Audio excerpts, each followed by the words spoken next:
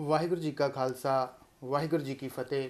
ਸਿੱਖ channel ਦੇਖ ਰਹੀ UK Europe ਅਤੇ ਦੇਸ਼ ਵਿਦੇਸ਼ ਦੀ ਸੰਗਤ ਦਾ ਸਵਾਗਤ ਹੈ। ਪ੍ਰੋਗਰਾਮ ਇਤਿਹਾਸ ਤੇ ਪੰਨਿਆਂ ਵਿੱਚੋਂ ਪ੍ਰੋਗਰਾਮ ਲੈ ਕੇ ਮੈਂ ਹਾਜ਼ਰ ਹੋਇਆ ਹਾਂ ਤੇ ਇਸ ਪ੍ਰੋਗਰਾਮ ਦੇ ਵਿੱਚ ਅਸੀਂ ਅੱਜ ਗੱਲਬਾਤ ਕਰਾਂਗੇ। ਜਿਵੇਂ ਤੁਸੀਂ ਪਹਿਲੇ ਐਪੀਸੋਡ ਦੇ ਵਿੱਚ ਪੂਰਾ ਇਤਿਹਾਸ ਜਿਹੜਾ ਹੈ ਉਹ ਸਰਵਣ ਕੀਤਾ ਹੈ, ਜਦੋਂ ਸਰਸਾ ਨਦੀ ਤੱਕ ਗੁਰੂ ਗੋਬਿੰਦ ਸਿੰਘ ਮਹਾਰਾਜ ਤੇ ਉਹਨਾਂ ਦਾ ਸਾਰਾ ਪਰਿਵਾਰ ਤੇ ਨਾਲ ਸਿੰਘ ਸਿੰਘਣੀਆਂ ਜਿਹੜੇ ਆ ਉਹ ਪਹੁੰਚਦੇ ਆ ਤੇ ਕਿਵੇਂ ਉੱਥੋਂ ਪਰਿਵਾਰ ਜਿਹੜਾ ਆ ਉਹ ਵਿਛੜਦਾ ਆ ਤੇ ਫਿਰ ਅੱਗੇ ਕੀ ਕੁਛ ਹੁੰਦਾ ਆ। ਅੱਜ ਇਸ ਸੰਬੰਧ ਦੇ ਵਿੱਚ ਇਤਿਹਾਸ ਦੀ ਜਾਣਕਾਰੀ ਜਿਹੜੀ ਆ ਉਹ ਲਵਾਂਗੇ ਸੱਚਖੰਡ ਸ੍ਰੀ ਹਰਿਮੰਦਰ ਸਾਹਿਬ ਤੋਂ ਸਿੰਘ ਸਾਹਿਬ ਗਿਆਨੀ ਸੁਖਚਿੰਦਰ ਸਿੰਘ ਜੀ ਹੁਣਾਂ ਤੋਂ।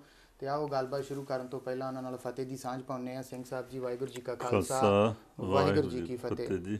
ਸਿੰਘ ਸਾਹਿਬ ਜੀ, ਆਨੰਦਗੜ੍ਹ ਦਾ ਕਿਲ੍ਹਾ ਜਿਹੜਾ ਆ ਉਹ ਆਨੰਦਪੁਰ ਸਾਹਿਬ ਤੋਂ ਛੱਡ ਕੇ ਜਦੋਂ ਗੁਰੂ ਸਾਹਿਬ ਚੱਲਦੇ ਆ ਤੇ ਫਿਰ ਸਰਸਾ ਨਦੀ ਦੇ ਉੱਤੇ ਜਦੋਂ ਪਹੁੰਚਦੇ ਆ ਤਾਂ ਉੱਥੇ ਪਰਿਵਾਰ ਜਿਹੜਾ ਆ ਉਹ ਵਿਛੜ ਜਾਂਦਾ ਆ। ਤੇ ਗੱਲ ਕਰੀਏ ਸਤਿਕਾਰਯੋਗ ਮਾਤਾ ਜੀ ਦੀ ਤੇ ਛੋਟੇ ਸਾਹਿਬਜ਼ਾਦਿਆਂ ਦੀ, ਤਾਂ ਉਸ ਤੋਂ ਬਾਅਦ ਦੇ ਵਿੱਚ ਸਰਸਾ ਨਦੀ ਤੋਂ ਜਦੋਂ ਵਿਛੋੜਾ ਪੈਂਦਾ ਤਾਂ ਪਹਿਲਾ ਪੜਾਅ ਫਿਰ ਸਾਹਿਬਜ਼ਾਦੇ ਤੇ ਮਾਤਾ ਜੀ ਜਿਹੜੇ ਆ ਉਹ ਕਿੱਥੇ ਕਰਦੇ ਆ? ਵਾਹਿਗੁਰੂ ਜੀ ਕਾ ਖਾਲਸਾ ਵਾਹਿਗੁਰੂ ਜੀ ਕੀ ਫਤਿਹ। ਦੇਸ਼ ਵਿਦੇਸ਼ ਦੀਆਂ ਸਮੂਹ ਸਿੱਖ ਸੰਗਤਾਂ ਜੋ ਸਾਹਿਬ ਕਮਾਲ ਸ੍ਰੀ ਗੁਰੂ ਗੋਬਿੰਦ ਸਿੰਘ ਸਾਹਿਬ ਜੀ ਮਹਾਰਾਜ ਜੀ ਦੇ ਇਹਨਾਂ ਮਹਾਨ ਸੂਰਮਗਤੀ ਦੇ ਦਿਹਾੜਿਆਂ ਨੂੰ ਮਨਾ ਰਹੇ ਆ, ਜਿਨ੍ਹਾਂ ਦਿਨਾਂ ਵਿੱਚ ਪਾਤਸ਼ਾਹ ਜੀ ਨੇ 7 ਦਿਨਾਂ 'ਚ ਆਪਣਾ ਸਾਰਾ ਪਰਿਵਾਰ ਵਾਰ ਦਿੱਤਾ ਹੈ। ਸੋ ਉਹਨਾਂ ਸਮੂਹ ਸੰਗਤਾਂ ਨੂੰ ਔਰ ਜੋ ਇਹਨੂੰ ਲਾਈਵ ਕਰ ਰਹੇ ਹਨ, ਕਾਸਟ ਕਰ ਰਹੇ ਹਨ, ਸਿੱਖ ਚੈਨਲ ਦੇ ਸਮੂਹ ਜਿਹੜੇ ਪ੍ਰਬੰਧਕ ਵੀਰ ਹਨ, ਮੈਂ ਦੁਬਾਰਾ ਸਾਰੀਆਂ ਸੰਗਤਾਂ ਨੂੰ ਸੋ ਇਸ ਸਮੇਂ 'ਤੇ ਫਿਰ ਫਤਿਹ ਬੁਲਾਉਂਦਾ ਹਾਂ। ਵਾਹਿਗੁਰੂ ਜੀ ਕਾ ਖਾਲਸਾ ਵਾਹਿਗੁਰੂ ਜੀ ਕੀ ਫਤਿਹ। ਸੋ ਗਰੀਬ ਨਿਵਾਜ ਸਤਿਗੁਰੂ ਜੀ, ਜਿਨ੍ਹਾਂ ਨੂੰ ਅਕਾਰਨ 8 ਮਹੀਨੇ ਲਗਾਤਾਰ ਘੇਰਾ ਪਿਆ ਰਿਹਾ ਅਨੰਦਪੁਰ ਸਾਹਿਬ ਦੀ ਪਾਵਨ ਧਰਤੀ ਨੂੰ, ਔਰ ਜਦੋਂ ਦੁਸ਼ਮਣਾਂ ਦਾ ਕੋਈ ਵਾਹ ਨਾ ਗਿਆ, ਉਹਨਾਂ ਨੇ ਝੂਠੀਆਂ ਸਹੁੰ ਖਾ ਕੇ ਗੁਰੂ ਪਾਤਸ਼ਾਹ ਨੂੰ ਕਿਲ੍ਹੇ ਨੂੰ ਛਡਵਾਇਆ, ਜੋ ਤਕਰੀਬਨ 6 ਪੋਹ ਦੀ ਰਾਤ ਨੂੰ ਮਾਲਕ ਇਸ ਕਿਲ੍ਹੇ ਨੂੰ ਛੱਡ ਕੇ ਆਪਣੇ ਨਾਲ ਕਾਫੀ ਕੋਈ 500 ਦੇ ਨੇੜੇ ਇਤਿਹਾਸ ਦੱਸਦਾ ਕਿ ਸਿੰਘ ਤੁਰੇ ਹਨ। ਉਹਦੇ ਵਿੱਚ ਗੁਰੂ ਪਾਤਸ਼ਾਹ ਦਾ ਆਪਣੇ ਛੋਟੇ ਸਾਹਿਬਜ਼ਾਦੇ, ਵੱਡੇ ਸਾਹਿਬਜ਼ਾਦੇ, ਮਾਤਾ ਜੀ, ਗੁਰੂ ਕੇ ਮਹਿਲ, ਉਹ ਦੁਸ਼ਮਣ ਸਹੁੰਆਂ ਨੂੰ ਭੁੱਲ ਕੇ ਸੋ ਮਾਲਕ ਦੇ ਅਕਾਰਨ ਉਹਨਾਂ ਨੇ ਹਮਲਾ ਕੀਤਾ। ਔਰ ਇਸ ਸਮੇਂ ਦੇ ਇਸ ਸੰਘਰਸ਼ ਵਿੱਚ ਪਾਤਸ਼ਾਹ ਸਰਸਾ ਨਦੀ ਦੇ ਕਿਨਾਰੇ ਪਹੁੰਚਦੇ ਹਨ। ਗਰੀਬ ਨਿਵਾਜ ਜੀ ਨੇ ਇੱਥੇ ਸਾਹਿਬਜ਼ਾਦਾ ਅਜੀਤ ਸਿੰਘ ਜੀ, ਭਾਈ ਬਚਿੱਤਰ ਸਿੰਘ ਜੀ, ਭਾਈ ਉਦੈ ਸਿੰਘ ਜੀ, ਮਹਾਨ ਯੋਧਿਆਂ ਨੂੰ ਕਿਹਾ ਕਿ ਦੁਸ਼ਮਣ ਨੂੰ ਰੋਕਿਆ ਜਾਏ। ਔਰ ਇਸ ਜੰਗ ਵਿੱਚ ਅਨੇਕਾਂ ਪਾਤਸ਼ਾਹ ਦੇ ਸਿੰਘ ਸ਼ਹੀਦ ਹੋ ਗਏ। ਔਰ ਉਸ ਸਮੇਂ ਇਸ ਸਮੇਂ ਦੌਰਾਨ ਹੀ ਤਕਰੀਬਨ ਸਵੇਰ ਦਾ, ਪਹਿਰ ਦਾ, ਰਾਤ ਦਾ ਸਮਾਂ ਹੋ ਚੁੱਕਾ ਹੈ। 7 ਤਰੀਕ ਹੋ ਚੁੱਕੀ, 7 ਪੋਹ ਦੀ। ਅੰਮ੍ਰਿਤ ਵੇਲੇ ਮਾਲਕ ਨੇ ਆਖੇ ਪਿਆਰੇ ਦਇਆ ਸਿੰਘਾਂ, ਸਮਾਂ ਹੋ ਚੁੱਕਾ ਹੈ, ਆਓ ਆਪਾਂ ਉਸ ਪਰਮਾਤਮਾ ਦੀ ਸਿਫਤ ਸਲਾਹ ਕਰੀਏ, ਉਹਦਾ ਨਿਤਨੇਮ ਜ਼ਰੂਰੀ ਹੈ। ਔਰ ਗੁਰੂ ਪਾਤਸ਼ਾਹ ਜੀ ਨੂੰ ਕਹਿਣ ਲੱਗੇ, ਮਹਾਰਾਜ ਦੁਸ਼ਮਣ ਮੀਂਹ ਵਾਂਗ ਗੋਲੀਆਂ ਵਧਾ ਰਿਹਾ ਹੈ, ਇਸ ਸਮੇਂ ਆਪਾਂ ਕਿੱਥੇ ਨਿਤਨੇਮ ਕਰਾਂਗੇ? ਕਹਿਣ ਲੱਗੇ, ਕੁਛ ਵੀ ਹੋਵੇ ਮੈਂ ਸਾਰਾ ਕੁਝ ਵਾਰ ਕੇ ਵੀ ਨਿਤਨੇਮ ਨਹੀਂ ਛੱਡ ਸਕਦਾ। ਤੋ ਇਤਿਹਾਸ ਕਹਿੰਦਾ ਕਿ ਇੱਥੇ ਮਾਲਕ ਨੇ ਤੰਬੂ ਲਾ ਕੇ ਸੰਦੇ ਨਾਲ ਆਪ ਕੀਰਤਨ ਕੀਤਾ ਸ਼ਨੀਵਾਰ ਦਾ। ਔਰ ਇੱਕ ਬੰਨੇ ਗੋਲੀ ਚੱਲ ਰਹੀ ਹੈ, ਇੱਕ ਬੰਨੇ ਦੁਸ਼ਮਣਾਂ ਨਾਲ ਮੁਕਾਬਲਾ ਹੋਇਆ। ਇੱਕ ਬੰਨੇ ਸਤਿਗੁਰੂ ਜੀ ਰੱਬੀ ਬਾਣੀ ਦਾ ਕੀਰਤਨ ਕਰ ਰਹੇ ਹਨ। ਔਰ ਇਹੋ ਹੀ ਕਾਰਨ ਸੀ ਉਹਨਾਂ ਯੋਧਿਆਂ ਦੀਆਂ ਕੁਰਬਾਨੀਆਂ ਦਾ। ਉਹਨਾਂ ਅੰਦਰ ਰੂਹਾਨੀਅਤ ਕੁੱਟ-ਕੁੱਟ ਕੇ ਭਰੀ ਹੋਈ ਹੈ, ਬਾਣੀ ਦਾ ਅਸਰ ਹੈ। ਔਰ ਇਸੇ ਦੌਰਾਨ ਹੀ ਗੁਰੂ ਪਾਤਸ਼ਾਹ ਦਾ ਅਨੇਕਾਂ ਕੀਮਤੀ ਖਜ਼ਾਨਾ ਸਰਸਾ 'ਚ ਰੁੜ ਜਾਂਦਾ ਹੈ ਔਰ ਪਿਆਰੇ ਸਿੰਘ ਸ਼ਹੀਦ ਹੋ ਜਾਂਦੇ ਹਨ। ਔਰ ਇੱਥੇ ਹੀ ਸਰਸਾ ਦੇ ਕਿਨਾਰੇ 'ਤੇ ਇੱਕ ਪਾਵਨ ਸਥਾਨ ਬਣਿਆ ਹੈ, ਪਰਿਵਾਰ ਵਿਛੋੜਾ। ਔਰ ਗੁਰੂ ਪਾਤਸ਼ਾਹ ਦਾ ਪਰਿਵਾਰ 3 ਹਿੱਸਿਆਂ 'ਚ ਵਿਛੜ ਜਾਂਦਾ ਹੈ। ਗੁਰੂ ਜੀ ਦੇ ਮਹਿਲ ਮਾਤਾ ਸੁੰਦਰੀ ਜੀ, ਮਾਤਾ ਸਾਹਿਬ ਕੌਰ ਜੀ, ਭਾਈ ਮਨੀ ਸਿੰਘ ਜੀ ਔਰ ਦਿੱਲੀ ਦੇ ਕੁਝ ਸਿੱਖਾਂ ਨਾਲ ਦਿੱਲੀ ਨੂੰ ਚਲੇ ਜਾਂਦੇ ਹਨ। ਔਰ ਛੋਟੇ ਸਾਹਿਬਜ਼ਾਦੇ ਬਾਬਾ ਜੋਰਾਵਰ ਸਿੰਘ ਜੀ, ਬਾਬਾ ਫਤਿਹ ਸਿੰਘ ਜੀ ਔਰ ਮਾਤਾ ਗੁਜਰ ਕੌਰ ਜੀ ਗੁਜਰੀ ਜੀ ਸੁੱਕਵੇਂ ਮਾਸ਼ਕੀ ਦੀ ਝੌਂਪੜੀ 'ਚ ਰਾਤ ਰਹਿੰਦੇ ਹਨ। ਇਸ ਬੰਨੇ ਆ ਜਾਂਦੇ ਹਨ। ਜੀ ਆਪ ਸਤਿਗੁਰੂ ਜੀ ਆਪਣੇ ਦੋ ਵੱਡੇ ਸਾਹਿਬਜ਼ਾਦੇ ਨਾਲ, ਸਾਹਿਬਜ਼ਾਦਾ ਅਜੀਤ ਸਿੰਘ ਜੀ, ਸਾਹਿਬਜ਼ਾਦਾ ਜੁਝਾਰ ਸਿੰਘ ਜੀ ਦੇ ਨਾਲ ਕੋਈ ਅੰਦਾਜ਼ਨ 40 ਸਿੰਘਾਂ ਨੂੰ ਲੈ ਕੇ ਜੀ ਪਾਤਸ਼ਾਹ ਸਰਸਾ ਨਦੀ ਨੂੰ ਪਾਰ ਕਰਦੇ ਹਨ।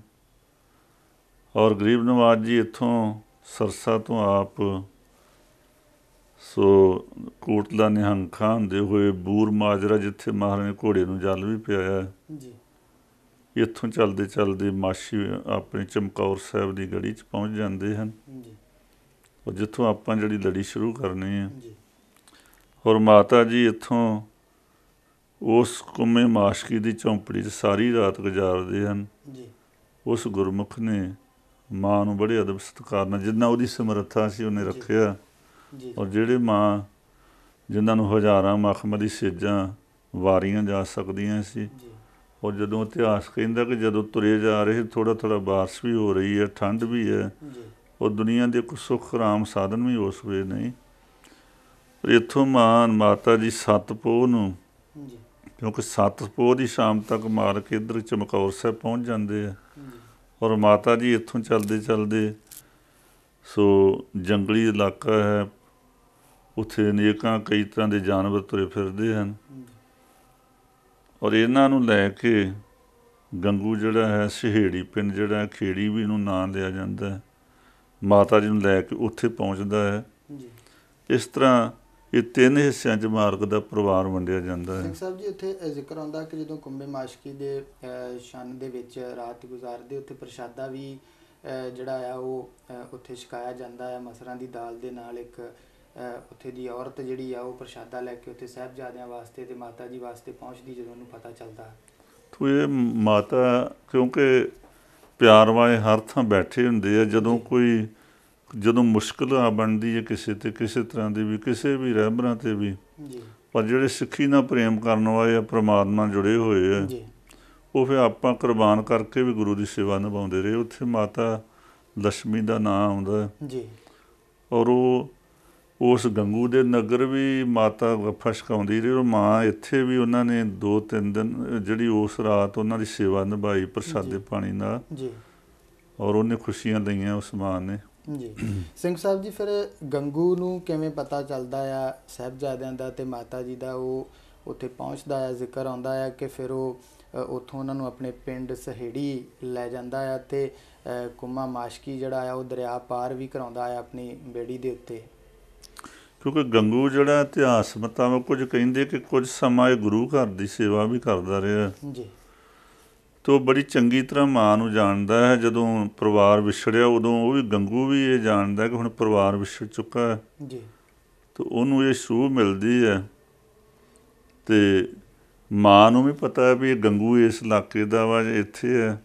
ਔਰ ਅਚਾਨਕ ਉਹਨੇ ਵੇਖਿਆ ਕਿ ਮਾਂ ਤੇ ਉਸ ਛੋਟੇ ਸਾਹਿਬਜ਼ਾਦੇ ਆਇਆ ਉਸ ਨੀਤ ਦੇ ਨਾਲ ਹੀ ਹੈ ਵੀ ਚਲੋ ਮੈਂ ਮਾਤਾ ਨੂੰ ਆਪਣੇ ਨਗਰ 'ਚ ਲੈ ਜਾਂਦਾ। ਜੀ ਅਚਾਨਕ ਇਨਸਾਨ ਦੇ ਅੰਦਰ ਲੋਭ ਪੈਦਾ ਹੋ ਜਾਂਦਾ। ਜੀ ਜੀ ਤੋ ਪਤਾ ਨਹੀਂ ਕਦੋਂ ਇਹ ਮਾਇਆ ਨੂੰ ਦੇਖ ਕੇ ਇਨਸਾਨ ਲਾਲਚਾ ਡੋਲ ਜਾਂਦਾ। ਜੀ ਔਰ ਗੰਗੂ ਇਸ ਰਾਤ ਹੀ ਇਸ 7 ਪੋਹ ਨੂੰ ਹੀ ਮਾਂ ਨੂੰ ਮਿਲਦਾ ਉਸ ਰਸਤੇ ਵਿੱਚ ਹੀ। ਜੀ ਕਿਉਂਕਿ ਮਾਂ ਨੂੰ ਵੀ ਪਤਾ ਕਿ ਉਹ ਰਸਤੇ ਜਾ ਰਹੇ ਵੀ ਕਿੱਥੇ ਕੁ ਜੇ ਅਸੀਂ ਰਾਤ ਗੁਜ਼ਾਰਨੀ ਹੈ, ਜੀ ਕਿੱਥੇ ਸਾਹਿਬ ਦੇ ਨੇ ਜਾਣਾ।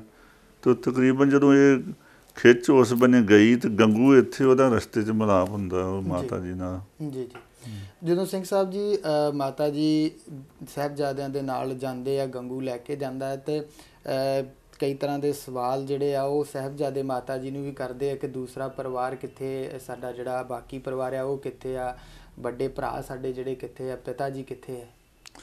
ਤੋ ਤੁਰੇ ਜਾ ਰਹੇ ਮਾਂ ਨੂੰ ਛੋਟੇ ਸਾਹਿਬਜ਼ਾਦੇ ਬਾਬਾ ਫਤਿਹ ਸਿੰਘ ਜੀ ਜ਼ਿਆਦਾ ਸਵਾਲ ਕਰਦੇ, ਕੋਈ ਛੋਟੇ ਸਨ, ਜ਼ਿਆਦਾ ਹੀ ਮਾਤਾ ਨਾਲ ਨੇਹ ਸੀ। ਜੀ ਤੋ ਪੁੱਛਦੇ ਆ ਦਾਦੀ ਮਾਂ ਵੀ ਸਾਡੇ ਪਿਤਾ ਜੀ ਕਿੱਥੇ ਗਏ ਹਨ, ਜੀ ਸਾਡੇ ਵੱਡੇ ਭਰਾ ਤਾਂ ਕਿੱਥੇ ਗਏ ਆ, ਕਿਉਂਕਿ ਉਹਨਾਂ ਨੂੰ ਹੁਣ ਭੁੱਲ ਗਏ ਆ ਉਹ ਸਾਡੇ ਭਰਾ ਜਿਹੜੇ ਕਿ ਸਾਨੂੰ ਗਧੇੜਿਆਂ 'ਤੇ ਚੁੱਕਦੇ ਸੀ। ਜੀ ਅੱਜ ਉਹ ਸਾਡੇ ਨਾਲ ਨਹੀਂ, ਕਿੱਥੇ ਹਨ। ਜੀ ਔਰ ਮਾਂ ਉਹਨਾਂ ਨੂੰ ਧੀਰਜ ਦਿੰਦੀ ਹੈ ਮੇਰੇ ਲਾਲੋ, ਕਿਉਂਕਿ ਉਹਨਾਂ ਨੂੰ ਆਉਣ ਵਾਲਾ ਇਤਿਹਾਸ त्रै काल दरसी हनुमान पता है। जी ਔਰ ਫਿਰ ਸਵਾਲ ਕਰਦੇ ਆ ਕਿ ਮਾਂ ਜੇ ਉਹ ਸਾਨੂੰ ਪਤਾ ਹੈ ਕਿ ਸਾਡੇ ਜਿਹੜੇ ਭਰਾ ਉਹ ਜੰਗ ਦੇ ਬੜੇ ਸਿਪਾਹੀ ਹੈ, ਜੀ ਇਹ ਸਾਨੂੰ ਇਉਂ ਲੱਗਦਾ ਵੀ ਉਹ ਜੰਗ ਦੇ ਜੂਝਦੇ ਹੋਏ ਸਾਨੂੰ ਵੀ ਸ਼ਾਇਦ ਉਸ ਜੰਗ 'ਚ ਤੀਰ ਤਫੰਗ ਚਲਾਉਂਦੇ ਭੁੱਲ ਗਏ ਆ। ਤੇ ਉਹ ਕਹਿੰਦੇ ਸਾਡੇ ਪਿਤਾ ਜੀ ਵੀ ਇੱਥੇ ਨਹੀਂ ਹੈਗੇ, ਸਾਨੂੰ ਦਰਿਆ ਦੇ ਕਿਨਾਰੇ ਛੱਡ ਕੇ ਚਲੇ ਗਏ। ਅੱਲਾ ਯਾਰ ਖਾਨ ਨੇ ਵੀ ਲਿਖਿਆ। ਜੀ ਅਤੇ ਉੱਥੇ ਬਾਬਾ ਫਤਿਹ ਸਿੰਘ ਜੀ ਇੱਕ ਗੱਲ ਕਹਿੰਦੇ ਆ, ਮਾਂ ਜੇ ਅੱਜ ਉਹ ਸਾਡੇ ਭਰਾ ਨਾ ਮਿਲੇ ਤਾਂ ਅਸੀਂ ਰੁੱਸ ਜਾਣਾ ਉਹਨਾਂ ਦੇ ਨਾਲ। ਜੀ ਅਤੇ ਸਾਨੂੰ ਸਾਰਾ ਪਰਿਵਾਰ ਮਨਾਊਗਾ, ਅਸੀਂ ਮੰਨਣਾ ਨਹੀਂ। ਫਿਰ ਜੀ ਜੀ ਫਿਰ ਕਹਿੰਦੇ ਇਕਰਾਰ ਲਏਂਗੇ ਛੋੜ ਕੇ ਜਾਣਾ ਨਾ ਕभी। ਫਿਰ ਕਹਿੰਦੇ ਸੀ ਇਕਰਾਰ ਇਹ ਲਵਾਂਗੇ ਵੀ ਆਪਣੇ ਪਿਤਾ ਕੋਲ, ਆਪਣੇ ਭਰਾਵਾਂ ਕੋਲੋਂ, ਵੀ ਅਸੀਂ ਇਕਰਾਰ ਲੈ ਕੇ ਫਿਰ ਮੰਨਾਂਗੇ ਵੀ ਇਸ ਤੋਂ ਅਗਾਂਹ ਸਾਨੂੰ ਨਾ ਵਿਛੜ ਕੇ ਜਾਇਓ। ਉਹ ਕਹਿੰਦੇ ਉਹ ਮਾਂ ਦੇ ਅੰਦਰ ਫਿਰ ਇੱਕ ਵਿਰਾਗ ਪੈਦਾ ਹੁੰਦਾ ਕਿ ਮੇਰੇ ਲਾਲੋ ਹੁਣ ਵਿਛੜਨਾ, ਕਿ ਹੁਣ ਉਹ ਅਗਲੇ ਜਾ ਕੇ ਜਹਾਨ 'ਚ ਜਾ ਕੇ ਉਸ ਸੱਚਖੰਡ 'ਚ ਮਿਲਾਂਗੇ, ਹੁਣ ਤਾਂ ਕੀ ਮਿਲਾਪ ਹੋਣਾ। ਔਰ ਮਾਂ ਇਹ ਗੱਲਾਂ ਬਾਤਾਂ ਉਹ ਕਰਦੇ ਕਿਉਂਕਿ ਬੜੇ ਉੱਚੀਆਂ ਰੂਹਾਂ ਸਨ, ਤੁਰੇ ਜਾ ਰਹੇ ਸਨ। ਜੀ ਸਿੰਘ ਸਾਹਿਬ ਜੀ, ਫਿਰ ਜਦੋਂ ਗੰਗੂ ਦੇ ਘਰ ਪਹੁੰਚਦੇ ਆ ਤਾਂ ਕਿਵੇਂ ਲਾਲਚ ਵੱਸ ਹੋ ਕੇ ਗੰਗੂ ਜਿਹੜਾ ਆ ਉਹ ਖੁਰਜੀ ਚੋਰੀ ਕਰਦਾ ਹੈ, ਅਤੇ ਮਾਤਾ ਜੀ ਨੂੰ ਜਦੋਂ ਪਤਾ ਲੱਗਦਾ ਤੇ ਉਹ ਕੀ ਸਵਾਲ ਜਵਾਬ ਜਿਹੜਾ ਹੁੰਦਾ ਆ? ਤੋ ਮਾਂ ਜੀ ਇੱਥੇ ਪਹੁੰਚਦੇ ਹਨ, ਤਕਰੀਬਨ ਸ਼ਾਮ ਦਾ ਟਾਈਮ ਹੋ ਚੁੱਕਾ ਜਦੋਂ ਪਹੁੰਚਦੇ ਆ। ਬਸਤਰ ਵੀ ਉਹ ਬਹੁਤੇ ਸੁੱਕੇ ਨਹੀਂ ਹੈਗੇ ਜੀ। ਉੱਥੇ ਫਿਰ ਉਹ ਮਾਂ ਇੱਕ ਆ ਕੇ ਪ੍ਰਸ਼ਾਦਾ ਛਕਾਉਂਦੀ ਹੈ ਮਾਤਾ ਨੂੰ। ਉਹ ਤਕਰੀਬਨ ਹੋਰ ਵੀ ਸੰਗਤਾਂ ਮਾਂ ਬਾਰੇ ਜਾਣਦੇ ਆ, ਕੁਝ ਨੂੰ ਨਾ ਉਹ, ਕਿਉਂਕਿ ਮਾਤਾ ਨੇ ਚਾਹੁੰਦੇ ਕਿਉਂਕਿ ਰੌਲਾ ਰੱਪਾ ਨਾ ਪਤਾ ਨਾ ਲੱਗ ਜਾਏ। ਅਤੇ ਜਦੋਂ ਇਸ ਹਾਲਾਤ 'ਚ ਉਹ ਮਾਂ ਨੂੰ ਤੱਕਦੇ ਆ, ਕੁਝ ਪ੍ਰੇਮੀ ਉਹ ਮਾਤਾਵਾਂ ਜਿਹੜੀਆਂ ਉਹਨਾਂ ਦੇ ਅੱਖਾਂ 'ਚ ਜਲ ਵਹਿ ਤੁਰਦਾ ਵੀ ਇਹ ਮਾਂ ਗੁਰੂ ਗੋਬਿੰਦ ਸਿੰਘ ਦੀ ਮਾਤਾ 10ਵੇਂ ਪਾਤਸ਼ਾਹ ਦੀ ਇਸ ਹਾਲਾਤ 'ਚ ਅੱਜ ਬੈਠੇ ਹੈ। ਔਰ ਗੰਗੂ ਇਤਿਹਾਸ ਦੂਨਾ ਸੋ ਅੰਦੂਰੀਆ ਜਿਹੜਾ ਦੂਨਾ ਕੋਟ ਦੂਨਾ ਸਿੰਘ ਜਿਹੜਾ ਹੈਗਾ, ਉਹਨਾਂ ਨੇ ਵੀ ਲਿਖਿਆ ਕਿ ਉਹਨੇ ਬਹੁਤੇ ਕੋਈ ਵਧੀਆ ਬਸਤਰ ਨਹੀਂ ਉਸ ਵੇਲੇ ਆਂਦੇ, ਕਿਉਂਕਿ ਹੋ ਸਕਦਾ ਉਸ ਵੇਲੇ ਅੰਦਰ ਲਾਲਚ ਪੈਦਾ ਹੋਇਆ। ਅਤੇ ਮਾਂ ਨੂੰ ਇੱਕ ਬਿਸਤਰਾ ਦਿੱਤਾ, ਕਹਿੰਦੇ ਕਿ ਮਾਂ ਮੈਂ ਇਹ ਬਿਸਤਰਾ, ਕਹਿੰਦੇ ਨਹੀਂ ਗੰਗਿਆ ਵੀ ਤੁਸੀਂ ਸਾਨੂੰ ਇੱਕੋ ਹੀ ਬਿਸਤਰਾ ਦੇ ਦੇ, ਮੈਂ ਸਾਹਿਬਜ਼ਾਦੇ ਦੇ ਨਾਲ ਹੀ ਅੱਜ ਆਰਾਮ ਕਰਾਂਗੇ। ਤਾਂ ਉਹ ਬਿਸਤਰੇ 'ਤੇ ਜਦੋਂ ਆਰਾਮ ਕਰਦੇ ਪ੍ਰਸ਼ਾਦਾ ਪਾਣੀ ਥੋੜ੍ਹਾ ਬਹੁਤ ਜਿਹੜਾ ਛਕ ਕੇ, ਪ੍ਰਸ਼ਾਦਾ ਵੀ ਕਹਿੰਦੇ ਵੀ ਜਿਹੜਾ ਆ ਉਹ ਇੰਨਾ ਵਧੀਆ ਨਹੀਂ ਸੀ, ਕੋਈ ਬਹੁਤਾ ਜ਼ਿਆਦਾ ਪ੍ਰਸ਼ਾਦਾ ਨਹੀਂ ਵਧੀਆ ਛਕਾਇਆ, ਕਿਉਂਕਿ ਅੰਦਰੋਂ ਇੱਕ ਭੈ ਵੀ ਹੈ, ਡਰ ਵੀ ਹੈ ਵੀ ਮੈਂ ਮਾਤਾ ਨੂੰ ਘਰੇ ਲਿਆਂਦਾ। ਪਰ ਉਦੋਂ ਉਹਦੇ ਅੰਦਰ ਲਾਲਚ ਦਾ ਕੁੱਤਾ ਜਿਹੜਾ ਉਹ ਪੈਦਾ ਹੋ ਚੁੱਕਾ, ਭੌਂਕਦਾ। ਅਤੇ ਜਿਸ ਵੇਲੇ ਮਾਂ ਸੁੱਤੀ ਅੱਧੀ ਕੁ ਰਾਤ ਦਾ ਸਮਾਂ ਹੁੰਦਾ ਹੈ, ਅਤੇ ਇਹ ਜਿਹੜਾ ਉਹਨਾਂ ਵੇਖਿਆ ਕਿ ਕੁਝ ਖੁਰਜੀ ਜਾਂ ਜਿਵੇਂ ਆਪਾਂ ਕਹਿੰਦੇ ਥੈਲੀ ਕਹਿ ਦਈਏ, ਖੁਰਜੀ ਸ਼ਬਦ ਹੈ, ਉਹ 'ਚ ਕੁਝ ਮੋਹਰਾਂ ਸਨ, ਕਿਉਂਕਿ ਸ਼ਹਿਨਸ਼ਾਹ ਦੀ ਮਾਤਾ ਹੈ ਅਤੇ ਲੋੜ ਅਨੁਸਾਰ ਇਨਸਾਨ ਕੋਲ ਥੋੜ੍ਹੀ ਮੋਹਰਾਂ ਹੁੰਦੀਆਂ ਹਨ, ਤਾਂ ਕੀਮਤੀ ਮੋਹਰਾਂ ਵਿੱਚ ਸਨ। ਉਹਨੇ ਹਿਲਾਇਆ, ਉਹਨੂੰ ਦੇਖਿਆ, ਉਹਨੇ ਕਿਹਾ ਲਾਲਚ ਨੇ ਕਿ ਕਿਉਂ ਨਾ ਇਹ ਮੋਹਰਾਂ ਮੈਂ ਲੁਕਾ ਲਵਾਂ। ਜਦੋਂ ਖੁਰਜੀ ਚੁੱਕ ਰਿਹਾ ਸੀ ਮਾਂ, ਉਹ ਮਾਤਾ ਜੀ ਕਿਹੜੇ ਵੀ ਸੌਂ ਗਏ ਸਨ ਜਾਂ ਹੋਰ ਹੀ। ਔਰ ਮਾਂ ਨੇ ਅਚਾਨਕ ਨੇ ਪੁੱਛਿਆ ਵੀ ਗੰਗਿਆ ਵੀ ਇਹ ਜਿਹੜੀ ਤੂੰ ਖੁਰਜੀ ਆ ਵੀ ਇਹ ਮਾਇਆ ਚੰਗੀ ਤਰ੍ਹਾਂ ਰੱਖ ਲਵੀਂ, ਪਤਾ ਤਾਂ ਹੈ ਮਾਂ ਨੂੰ ਵੀ ਕੀ ਹੋ ਰਿਹਾ, ਵੀ ਚਲੋ ਠੀਕ ਹੈ ਕੋਈ ਚੋਰ ਚੱਕਾ ਆ ਜਾਂਦਾ ਜਾਂ ਹੋਰ ਆ ਅਤੇ ਇਹਨੂੰ ਚਲੋ ਸਾਂਭ ਲਵੀਂ। ਪਰ ਉਲਟਾ ਇਹ ਬੋਲ ਰਿਹਾ ਕਿ ਮਾਂ ਨਾ ਇਹ ਮੈਂ ਤੁਹਾਨੂੰ ਸਾਂਭਿਆ, ਨਾ ਇਹ ਮੇਰੇ 'ਤੇ ਇਲਜ਼ਾਮ ਲਾ ਰਹੇ ਹੋ, ਤਾਂ ਮੈਂ ਚੁੱਕੇ ਨਹੀਂ, ਇਹ ਕੋਈ ਚੋਰ ਲੈ ਗਏ, ਚੋਰ ਸ਼ੁਰੂ ਕਰ ਦਿੱਤਾ। ਉਹ ਕਹਿੰਦੇ ਗੰਗਿਆ ਵੀ ਚੋਰ ਕੋਈ ਨਹੀਂ ਆਇਆ ਇੱਥੇ, ਅਸੀਂ ਤਿੰਨ ਹੈਗੇ, ਤੂੰ ਹੈਗਾ। ਪਰ ਕਹਿੰਦੇ ਤੂੰ ਇਹ ਲਾਲਚ 'ਚ ਨਾ ਆ, ਜੇ ਤੂੰ ਚਾਹੁੰਦਾ ਤਾਂ ਮਾਇਆ ਬੇਸ਼ੱਕ ਲੈ ਲਾ, ਸਾਨੂੰ ਇਹਦੀ ਲੋੜ ਨਹੀਂ ਇੰਨੀ, ਪਰ ਤੂੰ ਇਹ ਸ਼ਬਦ ਨਾ ਵਰਤ। ਪਰ ਉਹ ਲਾਲਚ ਚੰਨਾ ਹੋਇਆ, ਉਹਦੀ ਮਾਂ ਵੀ ਬਥੇਰਾ ਸਮਝਾਉਂਦੀ ਰਹੀ ਉਹਨੂੰ ਵੀ ਗੰਗਿਆ ਇਹ ਕੰਮ ਨਾ ਕਰ। ਔਰ ਚੋਰੀ ਜਾ ਕੇ ਉਹਨੇ ਮਰਿੰਡੇ ਜਾ ਕੇ ਜਿਹੜੀ ਇਹਦਾ ਸੋ ਇਤਲਾਹ ਦਿੱਤੀ। ਜੀ ਮਰਿੰਡੇ ਜਾ ਕੇ ਜਦੋਂ ਜਾਨੀ ਖਾਨ ਅਤੇ ਮਾਨੀ ਖਾਨ ਨੂੰ ਸ਼ਿਕਾਇਤ ਕਰਦਾ, ਅਤੇ ਉਸ ਤੋਂ ਬਾਅਦ ਦੇ ਵਿੱਚ ਜਿਹੜੀ ਗ੍ਰਿਫਤਾਰੀ ਹੁੰਦੀ ਆ, ਫਿਰ ਮਰਿੰਡੇ ਜ਼ਿਕਰ ਆਉਂਦਾ ਇਤਿਹਾਸ ਦੇ ਵਿੱਚ ਕਿ ਮਰਿੰਡੇ ਲਿਜਾਇਆ ਜਾਂਦਾ ਹੈ, ਉੱਥੇ ਜੇਲ੍ਹ ਦੇ ਵਿੱਚ ਰੱਖਿਆ ਜਾਂਦਾ। ਫਿਰ ਇੱਥੋਂ ਮਰਿੰਡੇ ਤੋਂ ਜਾਨੀ ਖਾਂ ਮਾਨੀ ਖਾਂ ਰੰਗੜ ਦੋ ਹੈਗੇ ਥਾਣੇਦਾਰ, ਆਪਣੇ ਨਾਲ ਪੁਲਿਸ ਲੈ ਕੇ ਆਉਂਦੇ ਆ।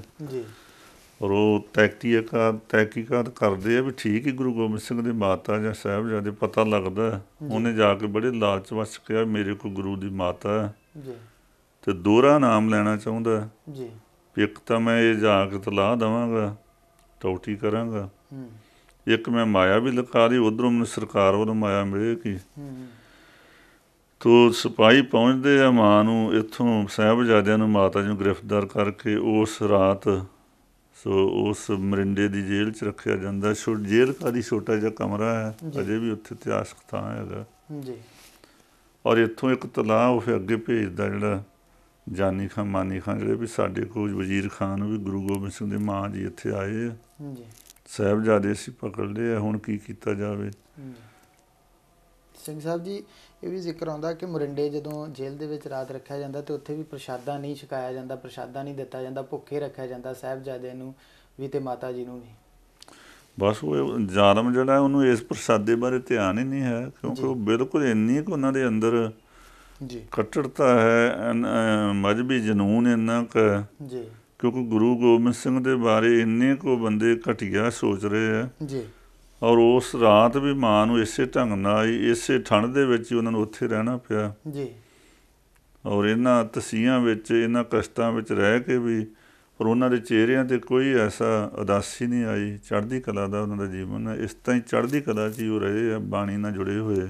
ਜੀ ਬਿਲਕੁਲ। ਦੇਸ਼ ਵਿਦੇਸ਼ ਦੀਆਂ ਸਿੱਖ ਸੰਗਤਾਂ ਜਿਹੜੀਆਂ ਆ ਉਹ ਇਤਿਹਾਸ ਸਰਵਣ ਕਰ ਰਹੀਆਂ। ਛੋਟੇ ਸਾਹਿਬਜ਼ਾਦੇ ਅਤੇ ਮਾਤਾ ਗੁਜਰੀ ਜੀ ਜਦੋਂ ਉਹਨਾਂ ਨੂੰ ਮੋਰਿੰਡੇ ਦੀ ਜੇਲ੍ਹ ਦੇ ਵਿੱਚ ਰਾਤ ਇੱਕ ਉੱਥੇ ਰੱਖਿਆ ਜਾਂਦਾ ਅਤੇ ਉੱਥੇ ਪ੍ਰਸ਼ਾਦੇ ਪਾਣੀ ਤੋਂ ਜਿਹੜਾ ਆ ਉਹ ਬਿਨਾਂ ਹੀ ਉਹਨਾਂ ਨੂੰ ਰਾਤ ਗੁਜ਼ਾਰਨੀ ਪੈਂਦੀ ਹੈ ਅਤੇ ਇੱਕ ਰਾਤ ਜਿਹੜੀ ਆ ਉਹ ਉੱਥੇ ਗੁਜ਼ਾਰਦੇ ਆ। ਉਹ ਜੇਲ੍ਹ ਜਿਹੜੀ ਆ ਉਹ ਅੱਜ ਵੀ ਉਸੇ ਹੀ ਹਾਲਤ ਦੇ ਵਿੱਚ ਮੌਜੂਦ ਆ।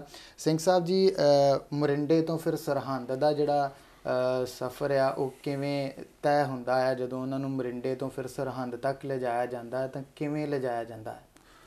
ਤੋ ਫਿਰ ਸਰਹੰਦ ਤੋਂ ਸੂਬਾ ਸਰਹੰਦ ਦੇ ਕੁਝ ਸਿਪਾਹੀ ਜਿਹੜੇ ਆ ਉੱਥੋਂ ਉਹ ਆਪਣੀ ਸੈਨਾ ਭੇਜਦਾ ਜੀ, ਆਪਣੀ ਸਵਾਰੀਆਂ ਉਹਨਾਂ ਸਮਿਆਂ ਦੇ ਗੱਡੇ ਹੁੰਦੇ ਸੀ ਜ਼ਿਆਦਾ, ਅਤੇ ਮੋਰਿੰਡੇ ਤੋਂ ਜਿਵੇਂ ਤੁਰ ਕੇ ਜਾਣ ਦਾ ਰਸਤਾ ਸਮਾਂ ਲੱਗਦਾ ਸੀ, ਅੱਜ ਵਾਂਗ ਕਾਰਾਂ ਜਾਂ ਇੰਨਾ ਤੇਜ਼ ਕੋਈ ਵਹੀਕਲ ਨਹੀਂ ਸੀ ਹੁੰਦੇ। ਜੀ ਜੀ।